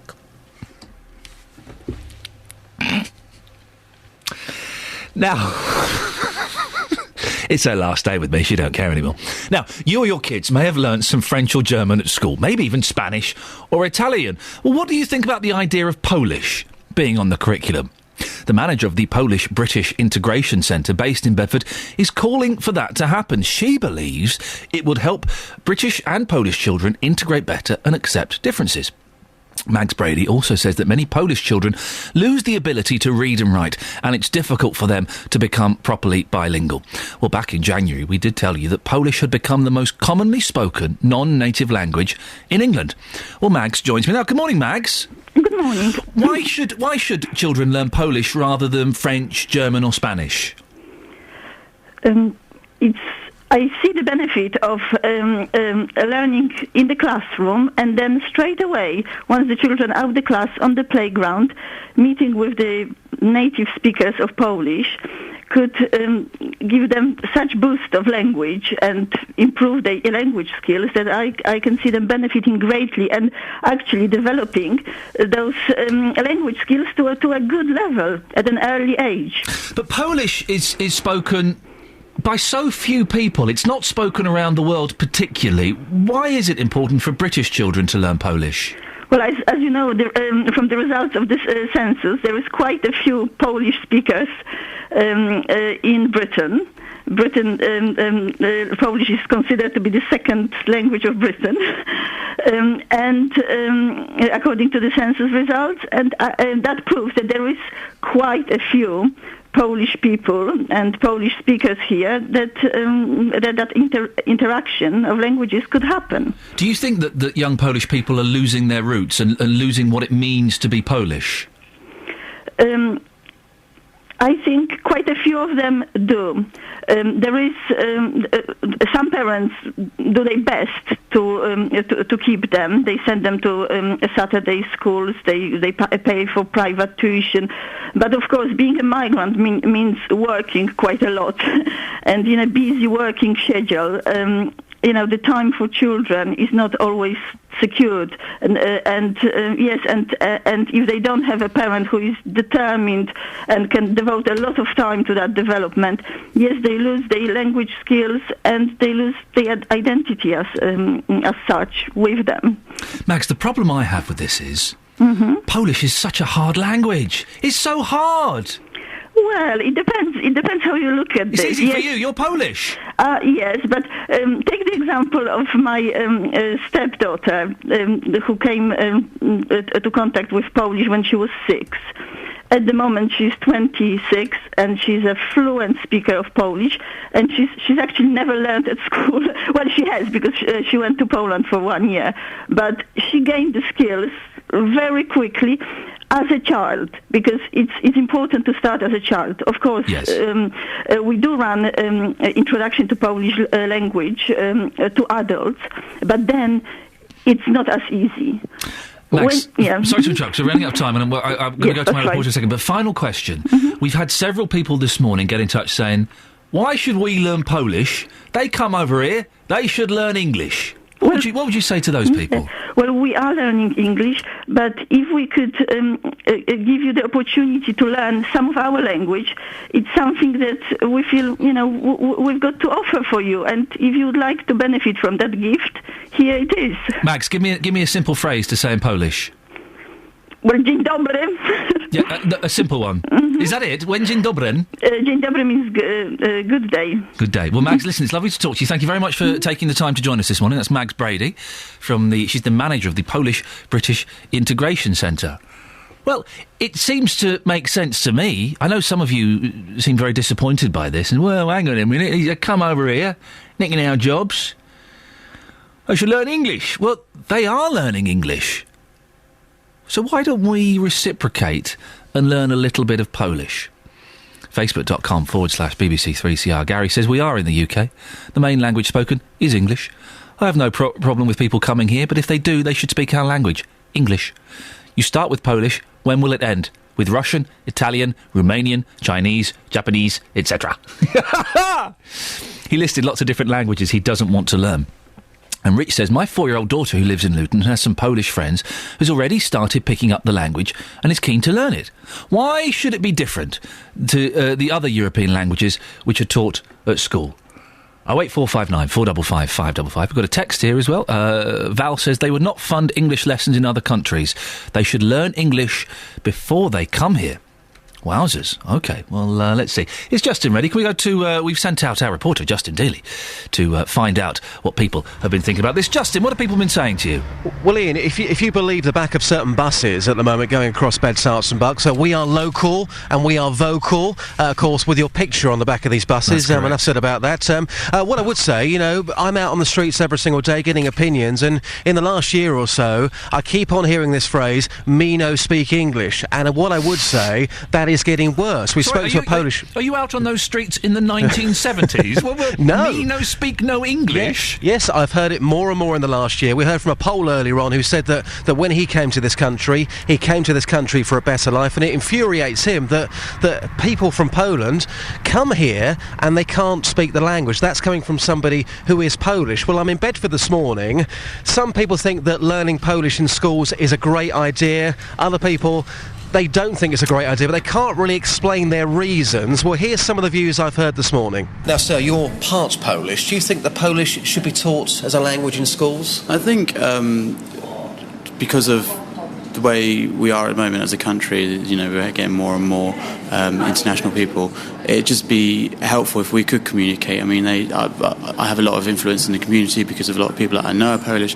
They try their hardest to learn our language. I don't see any reason why we shouldn't try to learn their language. Madam, what's your views then? Should Polish be taught in schools? You've got a young child? I think that learning any language is good for a child. I've got a Spanish background. Spanish is taught in schools, German's taught in schools. Why not Polish? So it would help then, as a country? You think it would help us to learn the language? The amount of Polish people in the country now is probably a good language to learn. I don't think it should be in every school, though. I think maybe give the children a choice, like they do with the Spanish and German. Well, it seems to make sense to me, to be honest, Justin. There's so many Polish here. It is the second most popular language after English in this country. Then why don't we learn it?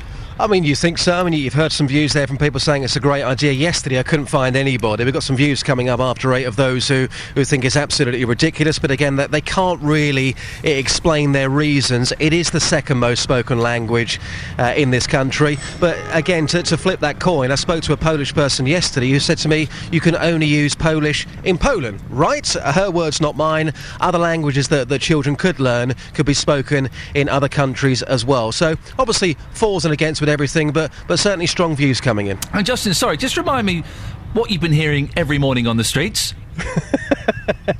Me no speak English. I've heard that quite a bit in the last year. I'm just telling you, in my personal experience, there are a lot of people living in beds, hearts and bucks right now who cannot speak English. Just give it to me. Just say it to me one more time, nice and slowly. You're clipping this, aren't you? You're clipping this. No, I'm not. I just want to make sure You I've got are. it right. I just make sure I've got it right. Yes, OK. Me no speak English.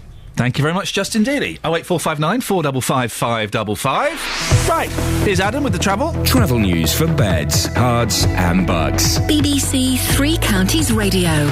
Cheers, Ian. It's all the M25 this morning, clockwise. We've still got slow traffic and there's a lane closed on the exit slip to the northbound M1. It's because of this overturned lorry, which they are still recovering. Junction 21, of course, is the one for the M1 there. The slip road was fully shut 3:20. They got a lane open about half an hour ago. On the clockwise M25 at the next junction, good news, because the lane is now reopened on the entry slip at 21A following an accident there. That's been cleared. Coming anti-clockwise around the M25, there are delays that start in Essex at the M11 and go right the way through the roadworks this morning, all the way to the A1M. Could take 35 minutes there. Then 10-15 minutes from the M1 round to Watford, and another 25-odd minutes from Chorleywood through to the M40, so it's all slow moving. Southbound M1 is looking busy between Luton Airport and Redbourne, junctions 10 and 9. The A404 in High Wycombe is queuing toward the M40. In Watford, delays on the A412 at the Town Hall roundabout. And on the trains, 15-minute delays Greater Anglia Liverpool Street through to Cambridge and Bishop Stortford after earlier signalling problems. Adam Glynn, BBC Three Counties Radio. Thank you, Adam. Well, JVS is talking about this after 9, but we're still asking, Polish. What's wrong with learning it at school? Here's the news. On FM, AM, online and digital radio. This is BBC Three Counties Radio.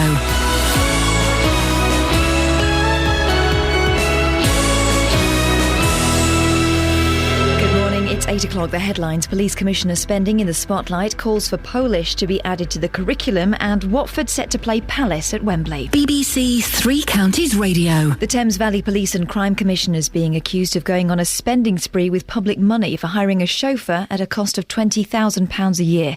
The Taxpayers Alliance are calling for Anthony Stansfeld to keep a tighter grip on the purse strings at a time when most families are having to tighten their belts.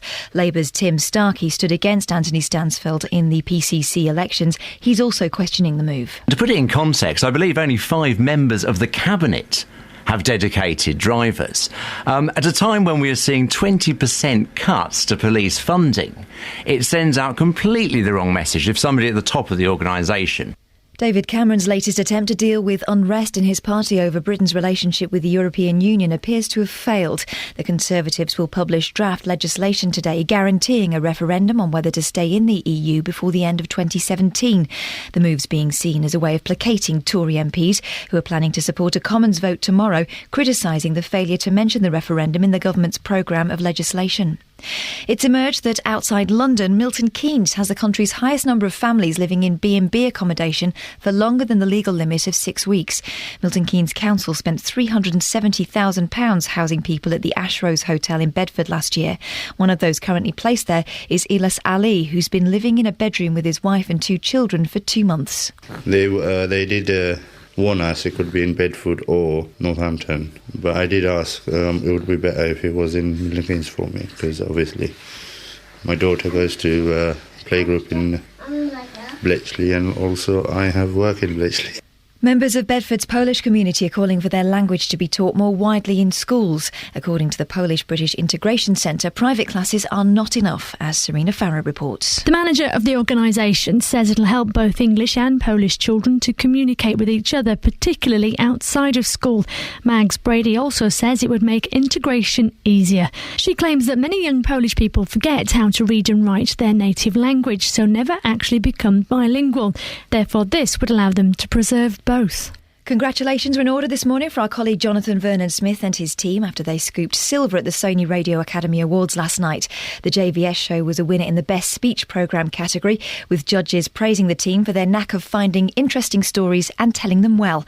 Well, at 9 o'clock you can hear how well they tell those stories after 3 hours sleep. In sport, Watford will play Crystal Palace in the Championship playoff final in 2 weeks' time at Wembley. Palace beat arch-rivals Brighton last night in the Amex Stadium, courtesy of 2 goals from Wilfred Zaha. The weather, it's sunshine and showers with a top temperature of 12 degrees Celsius, that's 54 Fahrenheit. And you can get the latest news and sport online at bbc.co.uk/3counties. Now, I keep forgetting that that's changed. Now, I know. Yes.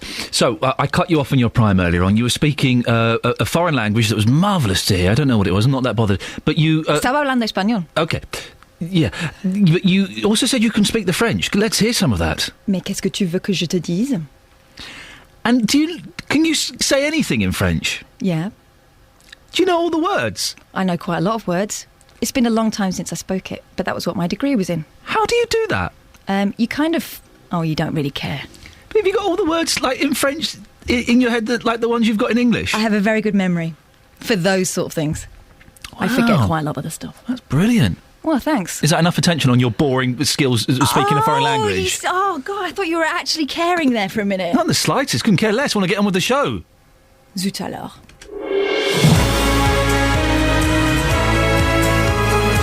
Morning, this is Iain Lee, BBC Three Counties Radio. It does amaze me how people learn all the foreign words. How do people learn all the foreign words? There's a lot of them. Coming up between now and 9 o'clock, do you live in Buckinghamshire? We look into why your police and crime commissioner is being criticised for hiring a chauffeur. A Labour parliamentary candidate for Thames Valley will be joining me to give her view. We'll be finding out why Milton Keynes has the highest number of families with children outside London living in B&B accommodation for longer than they should be. And should Polish be taught on the national curriculum? The manager of the Polish-British Integration Centre based in Bedford thinks so. Well, I'll be speaking to a governor of education from Bedford about why he disagrees. Facebook.com/BBC3CR. Send me a text, 81333. Start your text 3CR, or you can give me a call, 08459 455 555. Across beds, hearts and bucks. This is BBC Three Counties Radio. Lots of you having interesting conversations on the Facebook page about this learning Polish. Some of you put forward some really excellent and well thought out points. Some of you, like Paul Wardby, don't. Paul Wardby's answer to should we teach Polish in schools?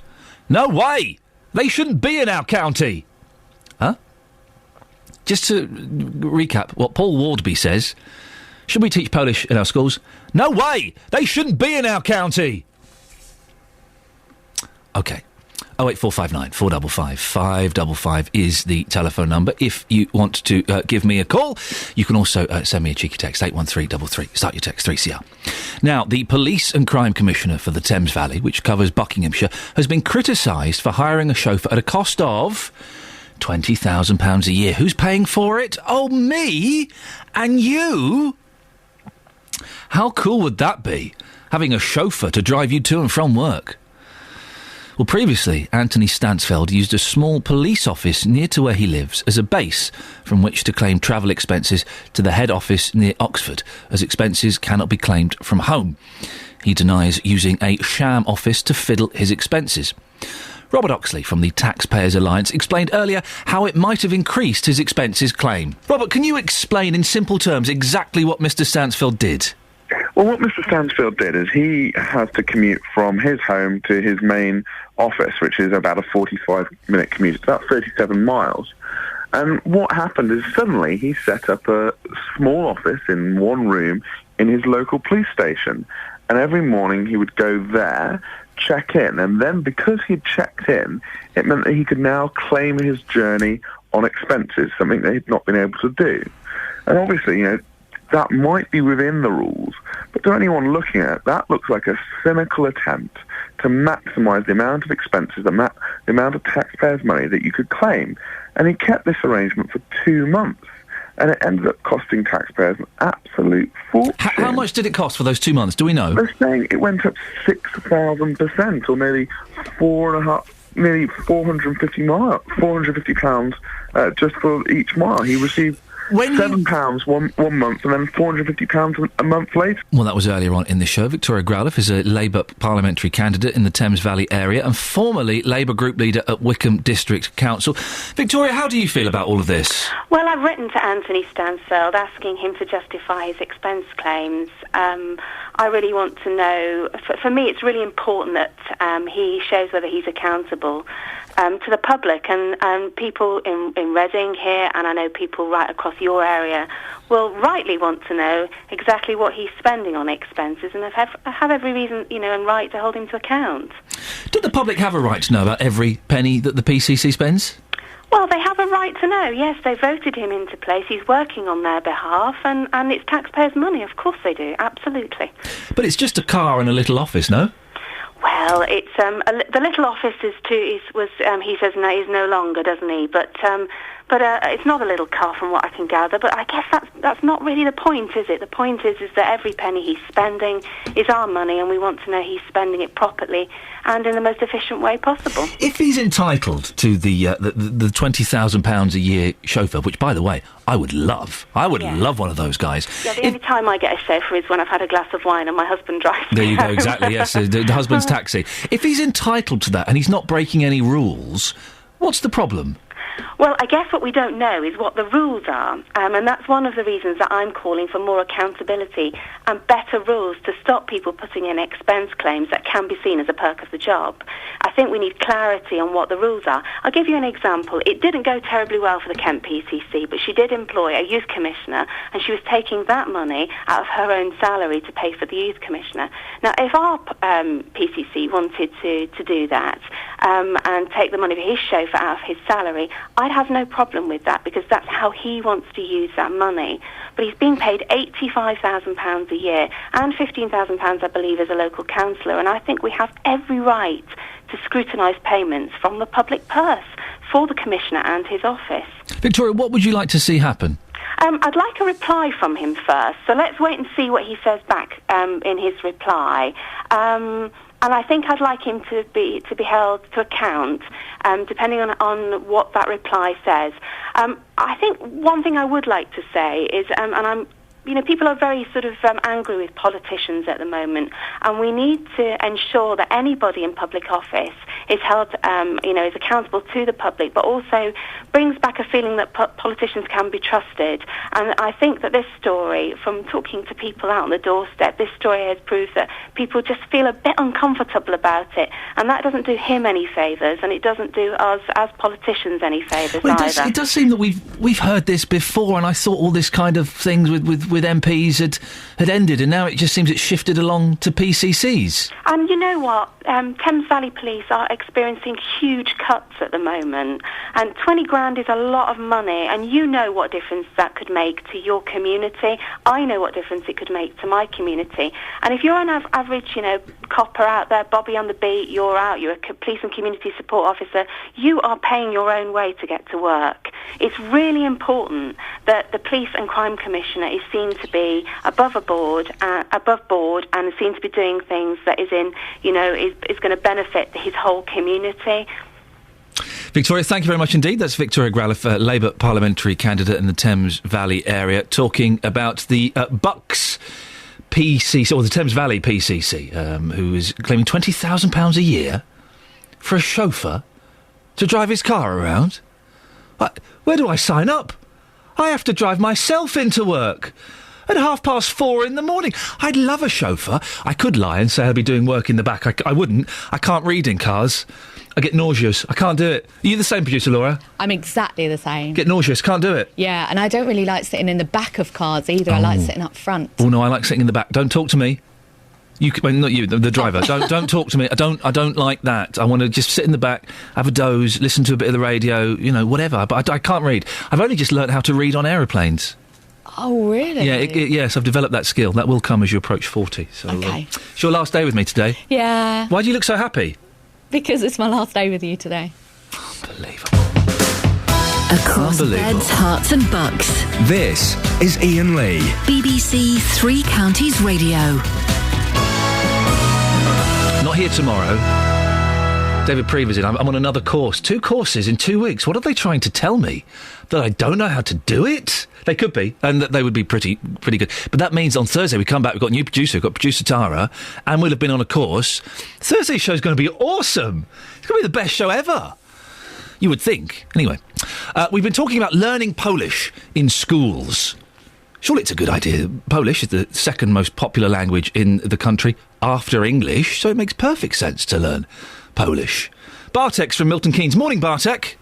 Good morning. How are you doing? Yeah, I'm very well, thank you very much. Do you think that our children should be learning Polish? I think it's totally ridiculous idea, actually. Why is that?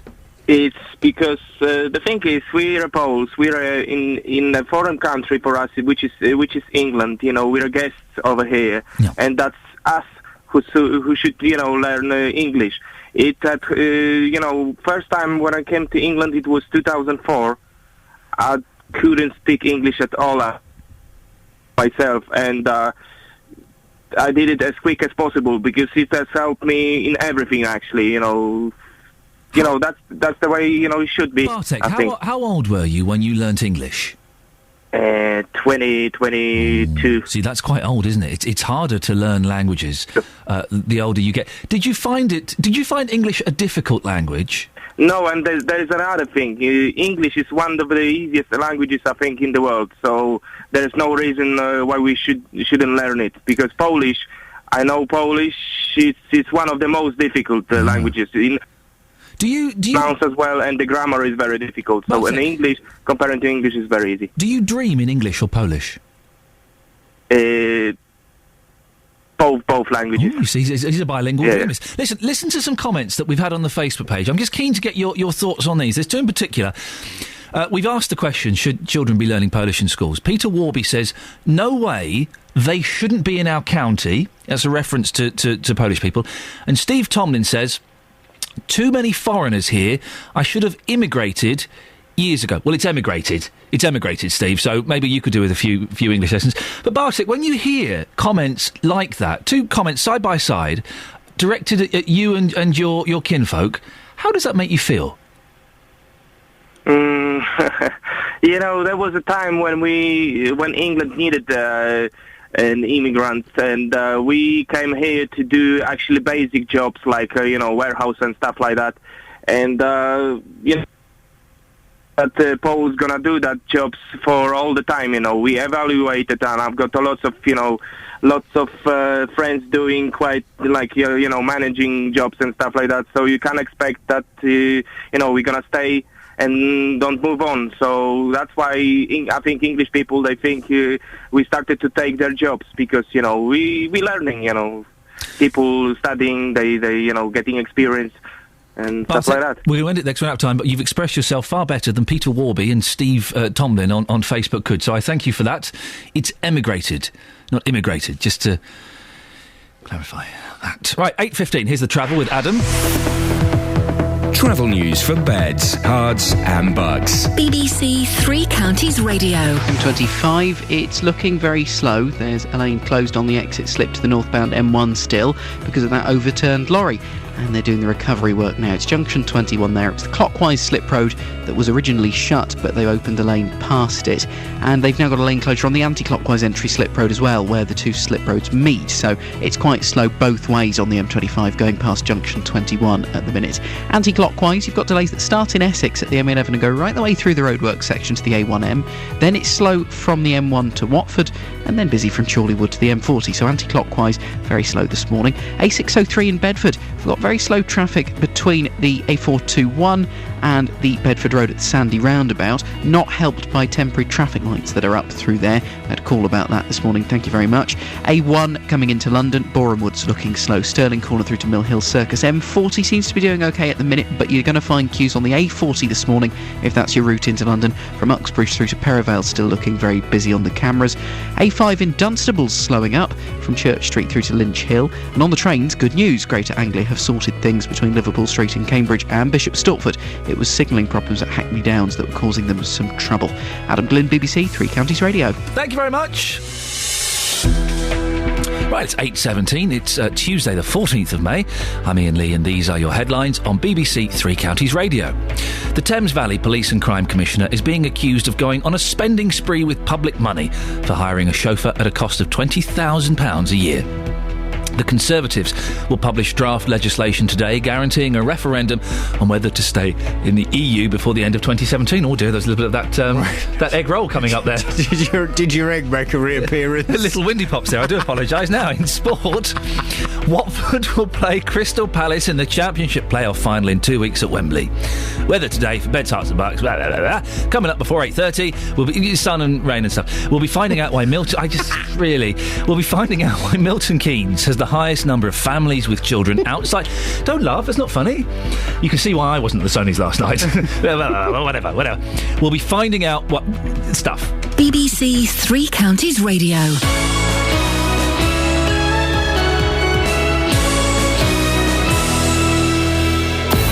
You can listen to BBC Three Counties Radio in so many different ways. On FM. 95.5, 103.8 and 104.5. On AM. 630 and 1161. Online at bbc.co.uk/3 counties. And on digital radio. Retune your digital radio now and look out for BBC 3CR. Bringing local radio to you. BBC Three Counties Radio. Oh, look at that kung fu fighting. Everybody was kung fu fighting. In fact, it was a little bit frightening. Was it? Yes, it was terrifying, actually. Ooh. Anyway, Jonathan Vernon Smith, yesterday just a man. Today, an alcoholic. No, don't. Congratulations. Thanks very much. You won a Sony award for what category? Best speech? Best speech programme. You came second, which is brilliant. Silver is wonderful. Wonderful. Who came third? It was a project. Oh. It was a project. Oh, good for them. The one that won was a documentary on Uganda. Oh, for goodness sakes. I mean, really? Fee Glover came third. Oh, okay. I met her. She's very nice. I'm sure she's delightful. But I mean, they come over here, they steal our Sony Awards. What on earth is going on? It is outrageous. No, I'm sure it was a wonderful documentary. And Ian Dale, nothing? No. Oh, dear. Oh, yeah. Aye. I went up to him afterwards. I said, nice to meet you, Ian. He said, oh, commiserations. Sorry? I thought, well, at least I got an award under my arm. You can't commiserate someone for coming second. He then put a blog on. He's put his acceptance speech on his blog. Why would you... Why would you do that? I don't mind... Listen, I don't mind a little bit of Ian Dale. I think he's a cracking presenter. But it's a bold move to put... What was your acceptance speech? Do you want to... Well, it's lucky I hadn't bothered writing one, isn't it, really? I didn't need to say it. You look... I'll be honest. What's that? You look awful. Oh, thanks very much. No, you do, and I know it's because you've 3.5 hours sleep. Yes, and I can tell that from your slightly haggard expression. Can you really? I'm just worried about you. Do you want me to stick around a bit today in case, you do a Paula and I have to pop in? Do you reckon? Yeah. I did, yes, I did have a few Pinot Grigios last night. Did you have a good time? You'll be very pleased to know I did not drive to work this morning. No. My chauffeur brought me, rather like the PCC. He's a cheeky monkey, isn't he? Well, I don't know. I mean, I'd quite like a chauffeur. Yeah. OK, well, I'm sure we can sort that out now. You're a Sony Award winner yet again. What's on your show this morning, Jonathan? I've been very interested in your discussion about children learning Polish this morning. Right. So from 9, if you don't mind, we're going to take this on. I'm going to be... Well, I don't mind. I mean, I don't mind. I mind a little bit. I mean, would that prevent you from doing it? Because... Why do you mind a bit? Well, it's just... You should be honoured. Well, no, I mean, why don't I just write your show for you every morning? It seems that's... all right. Well, I mean, in some ways, that silver... is yours. Well, probably. It's probably one of my topics you were talking about. Probably. Yeah. Can I have a bit... Can I borrow it for the weekends? No. Oh. At 9, is it time for all children to be taught Polish in schools? The manager of the Polish-British Integration Centre based in Bedford is calling for Polish to be added to our national curriculum. She believes it would help British and Polish children integrate better and accept the differences between them. Polish has become the second most spoken language in England, so perhaps all of this makes perfect sense. From 9 this morning, you all right? Bit more egg? A little bit of windy pops. From 9 this morning, is it time for all children to be taught Polish in schools? Perhaps you think, absolutely, if we've got lots of Polish people who've moved to this country, who have made this country their home, who may well have brought their children, then it's quite right and proper that we should learn their language and we should all integrate together as one. Or perhaps you think you're absolutely sick and tired of all the pressure being put on British people to have to learn other languages. Perhaps you think all of the pressure should be on anyone moving here to learn English. End of story. If you can't speak English, then that's your problem. not the rest of the country's problem. Your view from 9 this morning. Is it time for all children to be taught Polish in school? 08459 455 555. Anything else? That's it, no. So you can press a button. It's a bit awkward today, isn't it? Why? Across beds, hearts and bucks. This is BBC Three Counties Radio. Out now, you've got... Just go. He's just cackling like a sad drunken man. Well, it's got to be worth a listen at 9 o'clock. A, because it's a cracking topic, we've done it, and B, just to see if he makes it to midday. Just to see if he makes it. Now, in the second of our reports on homelessness, we look at Milton Keynes. The new city has the highest number of families with children outside of London living in bed and breakfast accommodation for longer than the legal limit of 6 weeks. Milton Keynes Council spent almost £370,000 housing people at the Ash Rose Hotel in Bedford last year. Well, Peter Geary is the Tory councillor in charge of housing in Milton Keynes. Peter, why has the council been forced into this situation of housing families in unsuitable accommodation outside the borough for longer than 6 weeks? There's a number of reasons for it. One is that there was obviously increased demand in what was coming forward for bed and breakfast over the last year. We've seen a doubling in demand in the last year of homelessness, and also a lack of supply, which was down to a number of issues which we have worked very hard over the last 6 months to resolve, but they will take a number of months to come through for them to come on board. We were trying for a year to get affordable rents through, which would see a massive release of housing into the social rented sector, which was fought against until we got a resolution last autumn, but still those houses are now coming through with planning permissions and everything else. How much social housing is being built over the, let's say, next 2 years? Well, if we look in Milton Keynes, we're building about 1,750 homes a year. 30% of that is coming in as affordable housing. 25% of that 1,750 figure is coming in as social rented housing. Is that going to be enough, Peter, to ease the problem? Indeed it is, and part of the problem was that over the last couple of years, because of a policy decision that the council took, or the council could not agree on, we are a minority administration. We don't control the council, so we cannot push policies through. There was a policy decision taken that they wouldn't agree to affordable rents. That saw no properties joining the social rented sector during that time because they couldn't, although the social landlords had money to spend on properties and could spend it, they couldn't get any properties coming through. Builders weren't building, and hence we had a real stalling of the process, which was something that was deeply regrettable. We tried our very best to try to get a resolution to it, but in a minority administration, there's some things you just can't do. What do you think about Tory-run councils like Westminster housing their homeless in places like Bletchley?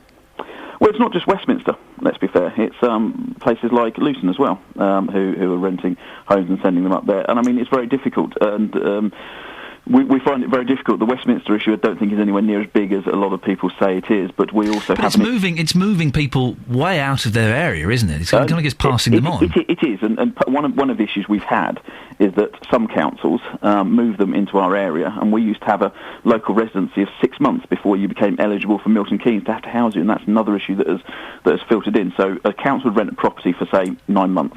They would move a family up into that property for 9 months. At the end of that 9 months, the tenancy would come to an end. There would be Milton Keynes Council's problem then to deal with, which was an issue. One of the things we pushed to change this year was that you had to have a local connection for more than 3 years before Milton Keynes Council would house you. So if they moved you up there for 9 months, it would be Westminster's job or Luton's job or wherever to house them after that point. So they would go back to Westminster and be housed there.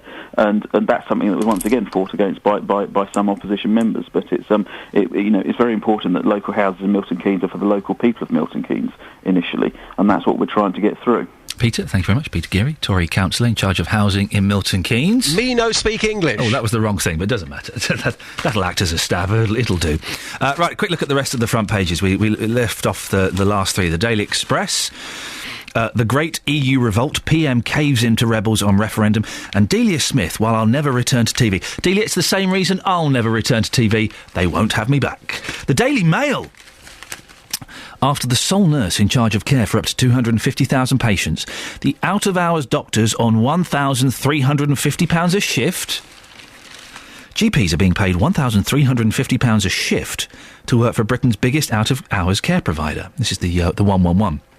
Documents seen by the Mail reveal Harmony, who do the 111 service, has been offering doctors £150 an hour for a 9-hour shift because managers are so desperate to cover evenings and weekends. Well, it's good work if you can get it. And The Sun, exclusive mum's message to monster who murdered girl 12. Why did you hurt my tear? I want to kill you with my own hands. That's the sad story of that young lady that was murdered. Right, 08459 455 555 is the telephone number. If you want to give us a call, we're asking this morning, what's wrong with learning Polish? Shouldn't we learn Polish in our schools? Wouldn't it make sense if our children learnt Polish? There are so many Poles in Britain. Polish is the most popular language that's spoken here after English. Makes perfect sense, doesn't it? 08459 455 555. Why? Here's the travel now with Adam. Travel news for beds, cards and bugs. BBC Three Counties Radio. M25, it's slow both ways past junction 21 at the M1. Why? Because of the issues on the exit slip road with the overturned lorry. That happened early this morning. They're still recovering it, and there's a lane closed on that exit slip road. Clockwise M25 also slow into the roadworks, junction 22 to 23, and from 24 to 25 looking quite busy as well. Anti-clockwise, the delays start at the M11 in Essex, go right the way through the roadworks to the A1M, then it gets busy again from the M1 to Watford and Chorleywood to the M40. A603 in Bedford this morning is very slow.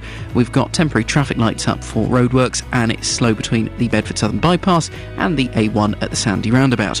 Now, if you're joining the A1 at the Black Cat Roundabout, that's busy as well, and the A404 in High Wycombe is looking particularly busy toward the M40 at Junction 4. That said, the M40 on the cameras not running too badly into and out of London this morning. Trains, after the problems of earlier, seem to be back to normal. Adam Glynn, BBC Three Counties Radio. Adam, thank you very much indeed. Right, 8:30 or thereabouts. Give us a call. Of course we should learn Polish in schools. It makes perfect sense. 08459 455 555 is the latest news and sport with Catherine Boyle. Across beds, hearts and bugs. This is BBC Three Counties Radio.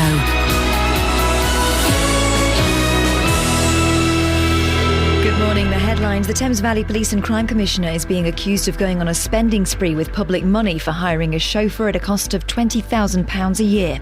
The Conservatives will publish draft legislation today guaranteeing a referendum on whether to stay in the EU before the end of 2017. And it's emerged that outside London, Milton Keynes has the country's highest number of families living in B&B accommodation for longer than the legal limit of 6 weeks. Three Counties Sports. BBC Three Counties Radio.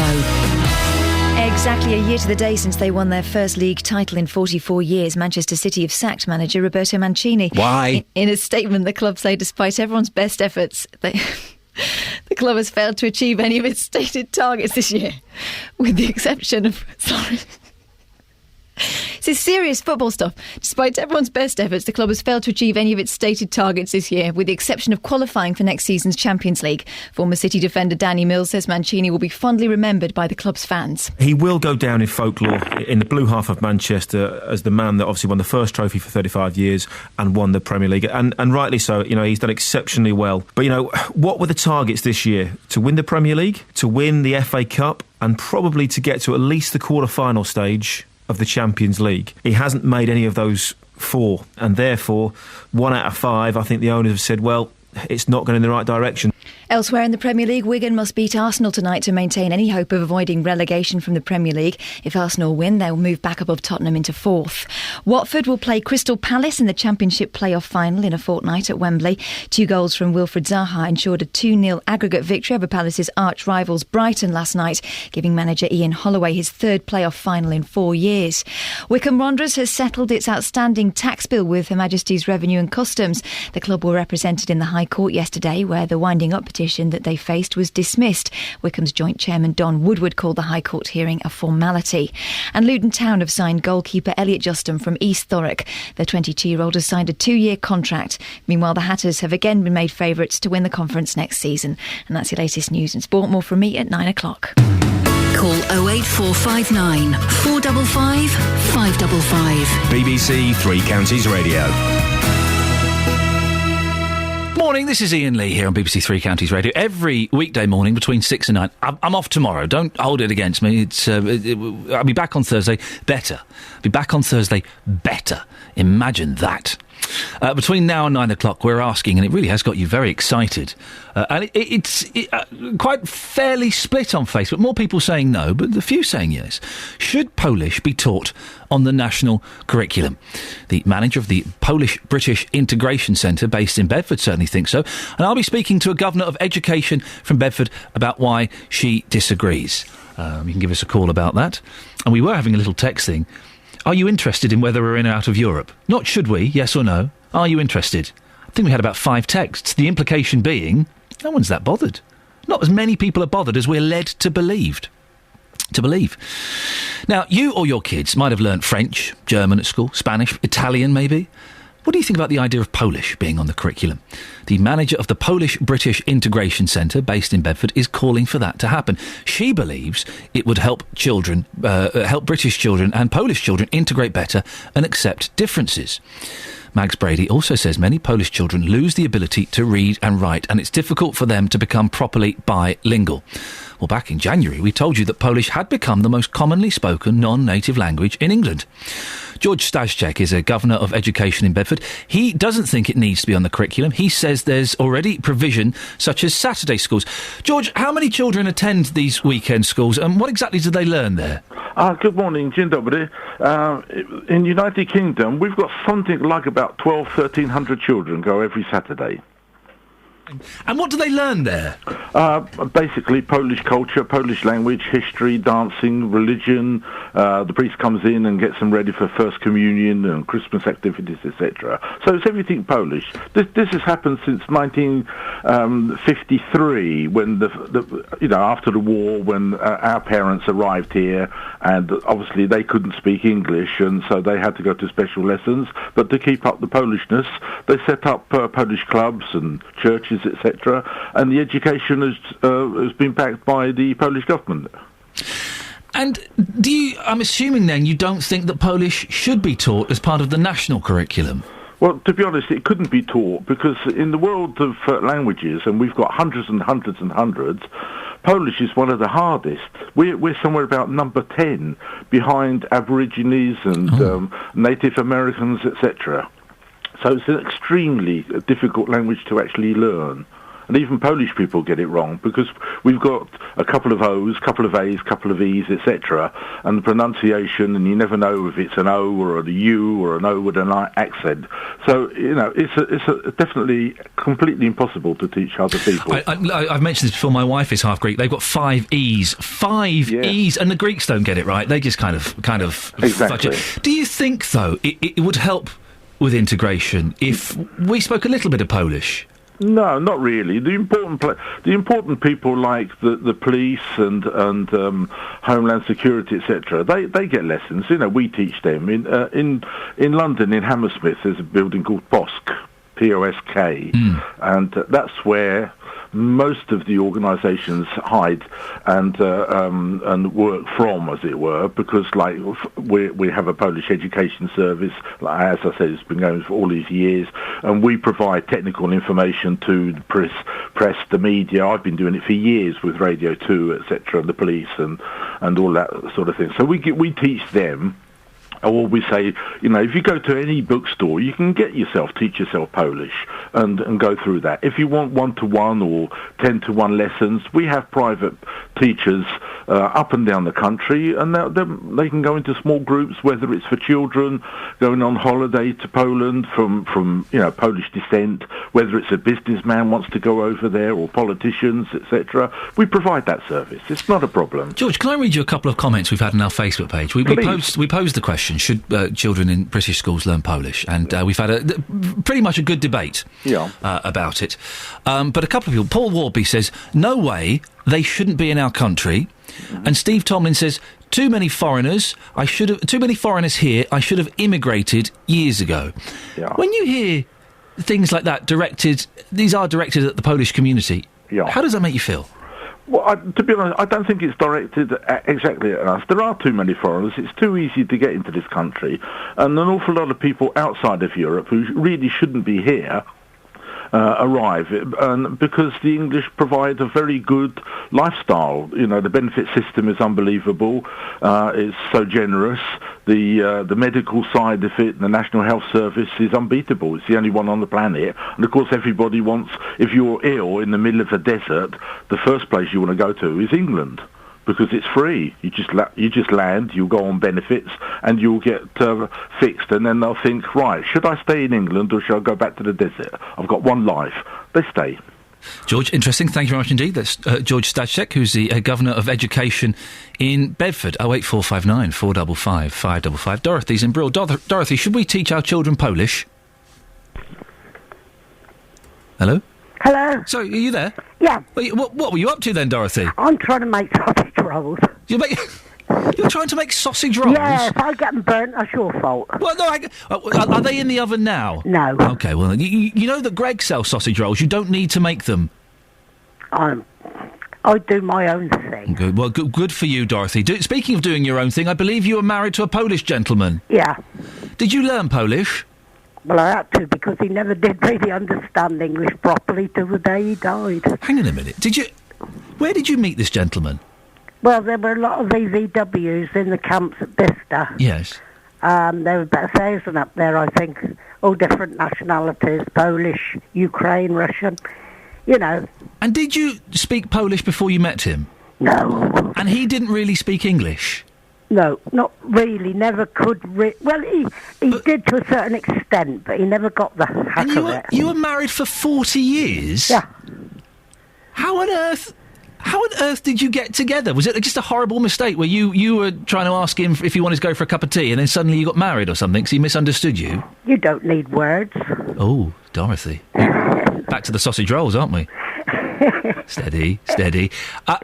So you speak Polish. Do you speak it fluently? No, not now, because I've being in amongst them, you pick it up ever so quickly. Yes. But after all this time, you know, because, I mean, he's been dead quite a while now. Yeah. Most of the EVWs are dead now. Yes. You know. Do you still use your Polish at all? Yeah. When do you use Only it? being naughty. Oh, what? Well, don't get us in trouble, but what naughty circumstances do you use Polish? Well, when they come on the cold calls. Oh, yeah. I say, ja nie rozumiem angielski. Oh. Have you just said something really naughty? Well, no, it says I don't understand English. Oh, very good. Well done. I see. And then vice versa, you see. Yes. If there's a Pole on the line, I say I'm English, I don't understand Polish. Oh, I see. It works both ways. Well, Dorothy, listen, go and put your sausage rolls in. I won't finish making them Okay, yet. you go and do that, Dorothy. Have a nice day. Ta-ta. Yeah, you too. There we go, Dorothy, talking about sausage rolls and Poland. Well, Justin Daly has been out and about. Good morning, Justin. Yes, hello, Ian. I'm in Bedford at the moment. Lots of views coming in. Going to grab the words here of Gordon first of all. Gordon, you're live across Beds, Herts and Bucks. Should Polish be taught in schools? What do you think?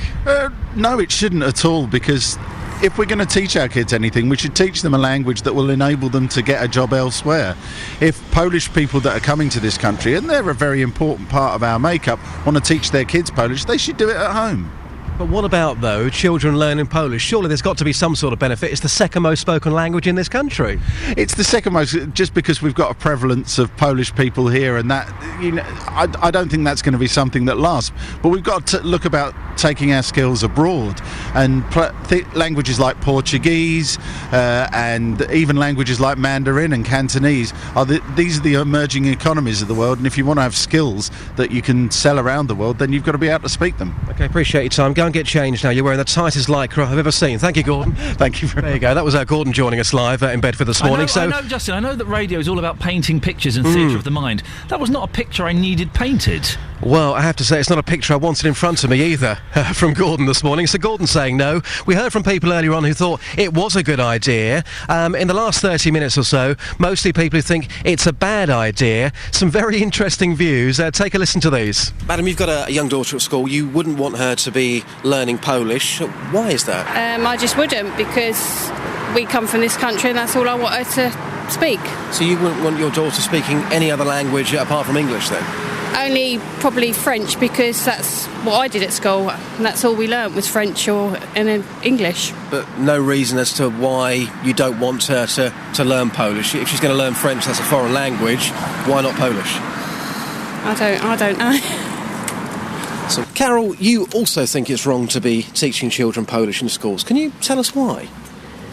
Basically because this is England, we speak English in England, not Polish. If I moved to Poland, I would expect to have to learn Polish. But we're talking about school children learning a different language. They already learn different languages, whether it be French, German, Spanish, so why not Polish? Maybe in time, but Polish isn't one of the universal languages. French, German, Spanish, English are.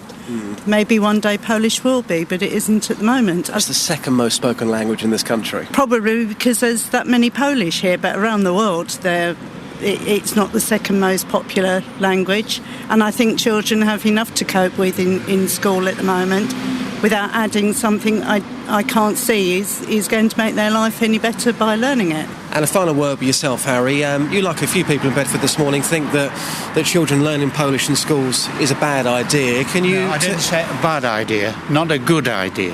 OK, why is it not a good idea then?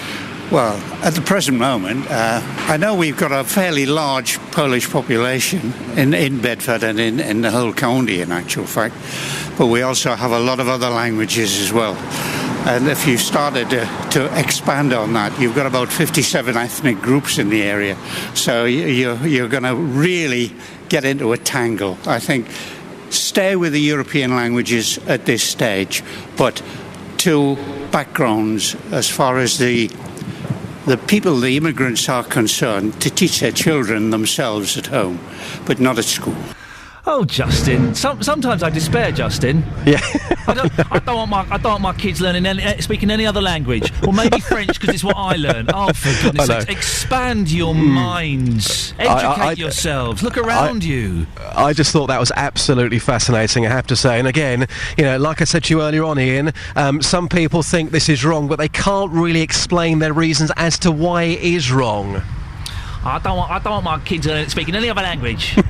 There's a world out there. Go and have a look at it. Go and enjoy it, embrace it, taste it, smell it, make love to it, drink it, eat it. It's wonderful. Oh, the passion. I can hear the passion. But in saying that, you've got to agree with some of the points about it being not being a universal language. Even the people I spoke to yesterday who were Polish saying, well, people in Poland speak Poland, but they're not going to speak it anywhere else across the world, like different languages. So you can see both sides, surely. And Justin, do you speak any languages? Me no speak English. OK, well, that's disappointing. 08459 455 555. Here's the Travel with Adam.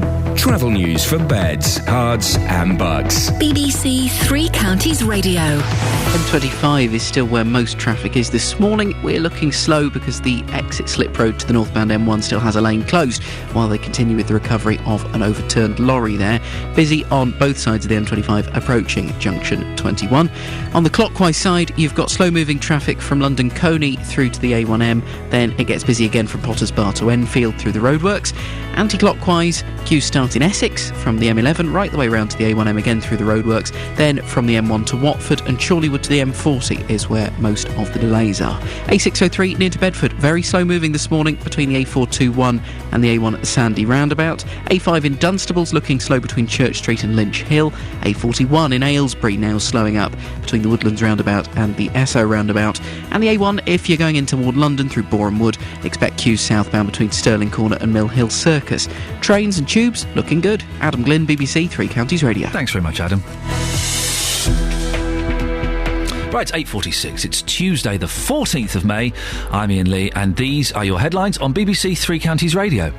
The Thames Valley Police and Crime Commissioner is being accused of going on a spending spree with public money for hiring a chauffeur at a cost of £20,000 a year. The Conservatives will publish draft legislation today guaranteeing a referendum on whether to stay in the EU before the end of 2017. In sport, Watford will play Crystal Palace in the Championship playoff final in a fortnight after the London side beat Brighton 2-0 on aggregate. Right, coming up to 8:47, let's get the weather. Here's Kate Kinsella.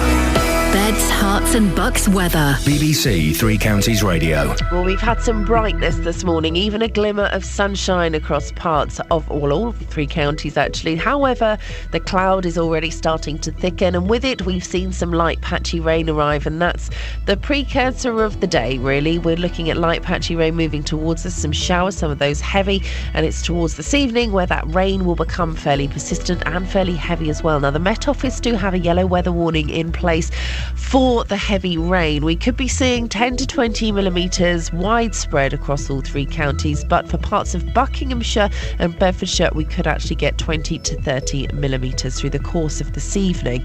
Temperature-wise today, there's a strengthening southerly wind and it's going to feel cold. We're struggling into double figures. We're looking at a maximum of just 12 Celsius. That's 54 degrees in Fahrenheit. Now, this evening is where the more widespread heavy rain arrives, particularly through parts of Buckinghamshire and Bedfordshire, and then that will slowly start to move away to the northeast through the course of the night. Now, as the rain moves away, the wind will pick up.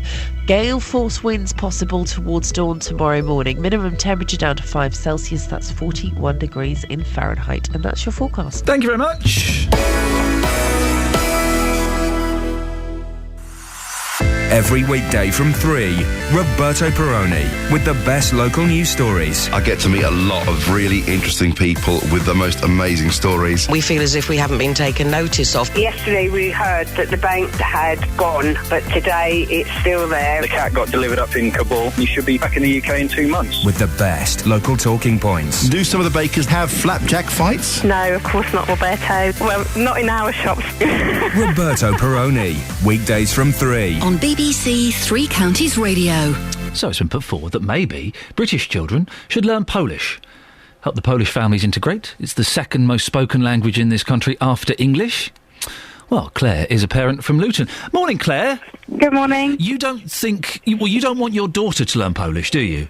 I'd rather not either of my children learning it. I think I think they'd benefit more is learning about the culture and and how Polish people live differently to ourselves. I think that'd be much more worthwhile than learning the language itself. They have no need to learn the language. Well, there's no need to learn the language, but it can't be a bad thing learning a foreign language, can it? We can all benefit by that. I think primary stage. I think the odd word to be able to sort of show an understanding, an acceptance of the cultures. But why aren't they learning Hindi? Why aren't they learning Gujarati? You open up a whole can of words. Well, no, Polish. The reason Polish is because it's the second most spoken language in this country. Yeah, but I don't think any of the Asian languages will be far behind it, to be honest. They are significantly far behind it. We did, I haven't got the figures in front of me, but we looked at it a few months ago, and it's English, and then it's Polish. So that's why it's being suggested. But I don't see the children have a need to learn it. They have so much else on the curriculum, that they have to learn and understand. I mean, mine are at primary school. If you want to offer it at high school, but I can't see many children wanting to take it up, to be honest.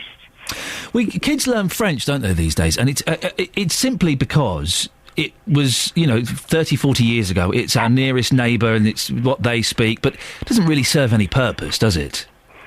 No, I suppose not. When did you last use your French O-level or GCSE? I did French A-level and I wish I used it a lot more, but I don't use it at all now. But I think we're more likely, my children and my family are more likely to go to a European, French, Spanish-speaking country. We haven't learnt Spanish either, to be honest with you. But, there's no harm in them picking up a phrase book and communicating with friends that way. But I just think the children have it so much, enough to learn these days without adding another language to it. Claire, thanks very much indeed. Trevor has texted in. We're in England. The language is English. How about all the other languages? Indian, Bangladesh, Italian, Welsh, etc., etc. Well, Trevor, the reason that Polish is being put forward, as I've said, is because it's the second most popular language in this country after English. Jane in Milton Keynes says, personally, I don't have a problem with the Poles. Has everyone forgotten all those Polish pilots killed in the Battle of Britain? Well, you've got 10 more minutes of the show if you want to give us a call. 08459 455 555. And Jonathan Vernon-Smith, the award-winning JVS, will be talking about this after 9 o'clock. Today he's asking, is it time for all children to be taught Polish in school? Except he'll probably be asking, is it time for all children to be taught Polish in school? He had a little bit of a boozy night last night. Rightfully so, but it's definitely going to be worth listening to see if it's the car crash that people are expecting it to be. I don't think it will. It'll be wonderful. It's always a good listen. 08459 455 555 is the telephone number if you want to give us a call. OK, thank you very much indeed. Now, Laura, oh, there we go. Laura, come and sit with us in here. Come and sit with us. Come and sit with us in here. Come on, I want to introduce you to a friend of mine. Come on, in you come. Come in. Now, for those of you who've been listening to this show with any form of, I don't know, whatever, will know that producer Laura is off to have a baby. I'm joined by a gentleman. Sir, what's your name, sir? Danny. Danny Glass. Danny Glass. Move forward, Danny. Shake hands. Move forward to the microphone. Come closer to the mic. Sit down, producer Laura. This is a lady. Danny, come and get a little bit closer to this microphone so we can hear what you're saying. Yeah. There we go. Fantastic. Thank you very much indeed. Now, Danny, we've had you on the show before. You have, producer Laura, do you remember Danny? I do. Danny is one of the most memorable guests that we've had on this programme. Never. In the 8 months I've been producing. Well, I mean, that's marvellous, considering I'm getting on a bit now. You are getting on a bit, but you're a very talented man. For those who don't remember, you are a club singer. I am, yes. With a bit of a reputation. I have had a bit of a reputation, yes. But apart from that, you're also known as a singer. That's right, yeah. So, and we thought it would be nice, producer Laura, you're off to have a baby. Yeah.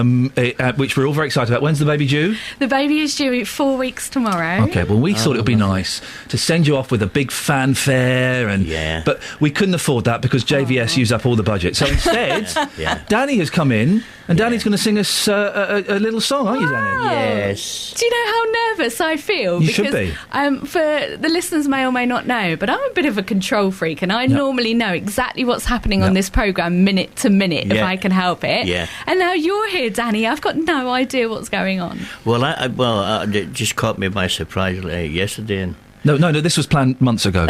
It wasn't a last-minute thought. Well, my memory's not too good. No, it's good luck. Now, Danny, what track are we going for on here? Is it track one? Track one, yes. If you want to hear the music, you might need to put one of the headphones over your ears. So. I haven't sang this song for ages. You're selling it well. Okay, well, hopefully I've not used this equipment. I hope this is appropriate, mind you. No, well, it certainly is. She's a control freak. Right, hopefully this is going to work. Hopefully. Hang on. Oh, no. Here we go. Can you hear that, sir? This is for you, producer Laura, for everything you've done. Thank you. And now, the end is near, and so I face the final curtain. My friends, I'll state it clear. I state my case, which I'm certain. I've lived a lifetime's full. I've travelled each and every highway, or more, much more than this. I did it my way. I'm swaying. Regrets, she's had a few, but then again, too few to mention. I did what I had to do and saw it through without exemption. I planned each charted course, each careful step along the byway, and more, much more than this. I did it my way. Just a small egg in the pan. There were times, I'm sure you knew, when I bit off all the knacking chew. But through it all, when there was doubt, sing it, Daddy! I'd it up. Come on, Daddy! And spread it out. Yeah! I faced it all, and I stood tall and did it my I've loved. Oh, it goes on. I've laughed and cried. I've had my fill. my share of losing. Look at him in the eyes. And now, as my tears subside, Don't know that bit. I find it all so amusing to think you did all that.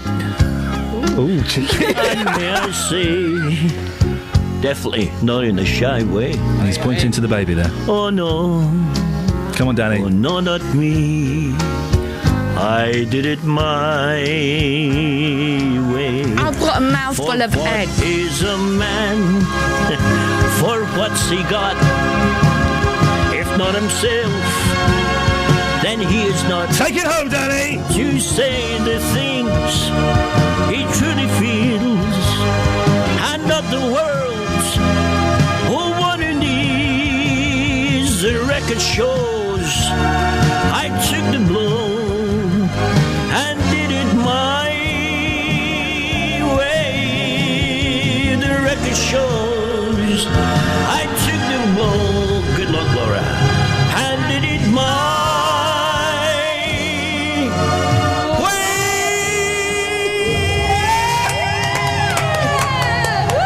I've got a mouthful of egg. Oh, Danny, yes! That's my blood pressure going sky high. Do you need to lie down? We can find I you a think bed. so, You look yes. shattered. You look Laura. Thank you. Yeah, it's literally the least we could do. We literally. So cool. Thank you very much for that. And good luck to you. God bless. Best of luck with the baby. Yes. Thank you so you. much for the last few months. I look forward to meeting him. It's going to be a boy. It's going to be a boy. I saw the scan. I saw a winkle. I did, if I'm completely honest. So I look forward to meeting him soon. Oh. Yeah. Thank you very much. Thank you. What did you say? There's another little thing. There's a lady I know very well, Emma. She had a little girl like yesterday, and she's now in the hospital. Well, in about Stevens. Emma. So Yes, good luck. it's not about Emma, Danny. It's about, for goodness Sorry, sakes. it's about- Right, here's Adam with the travel. News for beds, cards, and bugs. BBC Three Counties Radio. Thank you, Ian. M25, we've still got the slow-moving traffic on the exit slip road to the northbound M1 because of the overturned lorry. They're recovering that now, so that's junction 21, and it's looking busy both ways. On the clockwise side, there's a bit of congestion back to Kings Langley. It's slow generally clockwise, St Albans through to the A1M, and from Potters Bar to Enfield. Anti-clockwise delays this morning start all the way back in Essex at the M11 and go round to the A1M at junction 23 there, and it's also rather slow then from the M1 to Watford and from Chorleywood to the M40. M40 itself hasn't been quite too bad this morning, looking at the cameras right now, and as you go past Beaconsfield and down toward the M25, it's moving quite nicely. A603 in Bedford, though, has been slow all morning. There are some temporary traffic lights up, though, so that'll be what's causing it, from Bedford through to the A1 at the Sandy roundabout. A404 in High Wycombe, still looking busy to the M40. And First Capital Connect on the trains now, delays of up to 15 minutes. They've got a train fault at Farringdon. Adam Glynn, BBC Three Counties Radio. Thank you very much, Adam, and thank you very much to Laura. Good luck with the baby. Very exciting. Thanks for all your help over the past few months. I've got a mouthful of egg. That's how I'm going to remember you. JVS is up next. On FM, AM, online, and digital radio. This is BBC Three Counties Radio. Thank you, Ian. And congratulations. Good luck, Laura. Good morning. Welcome to the JVS show. I'm Jonathan Vernon.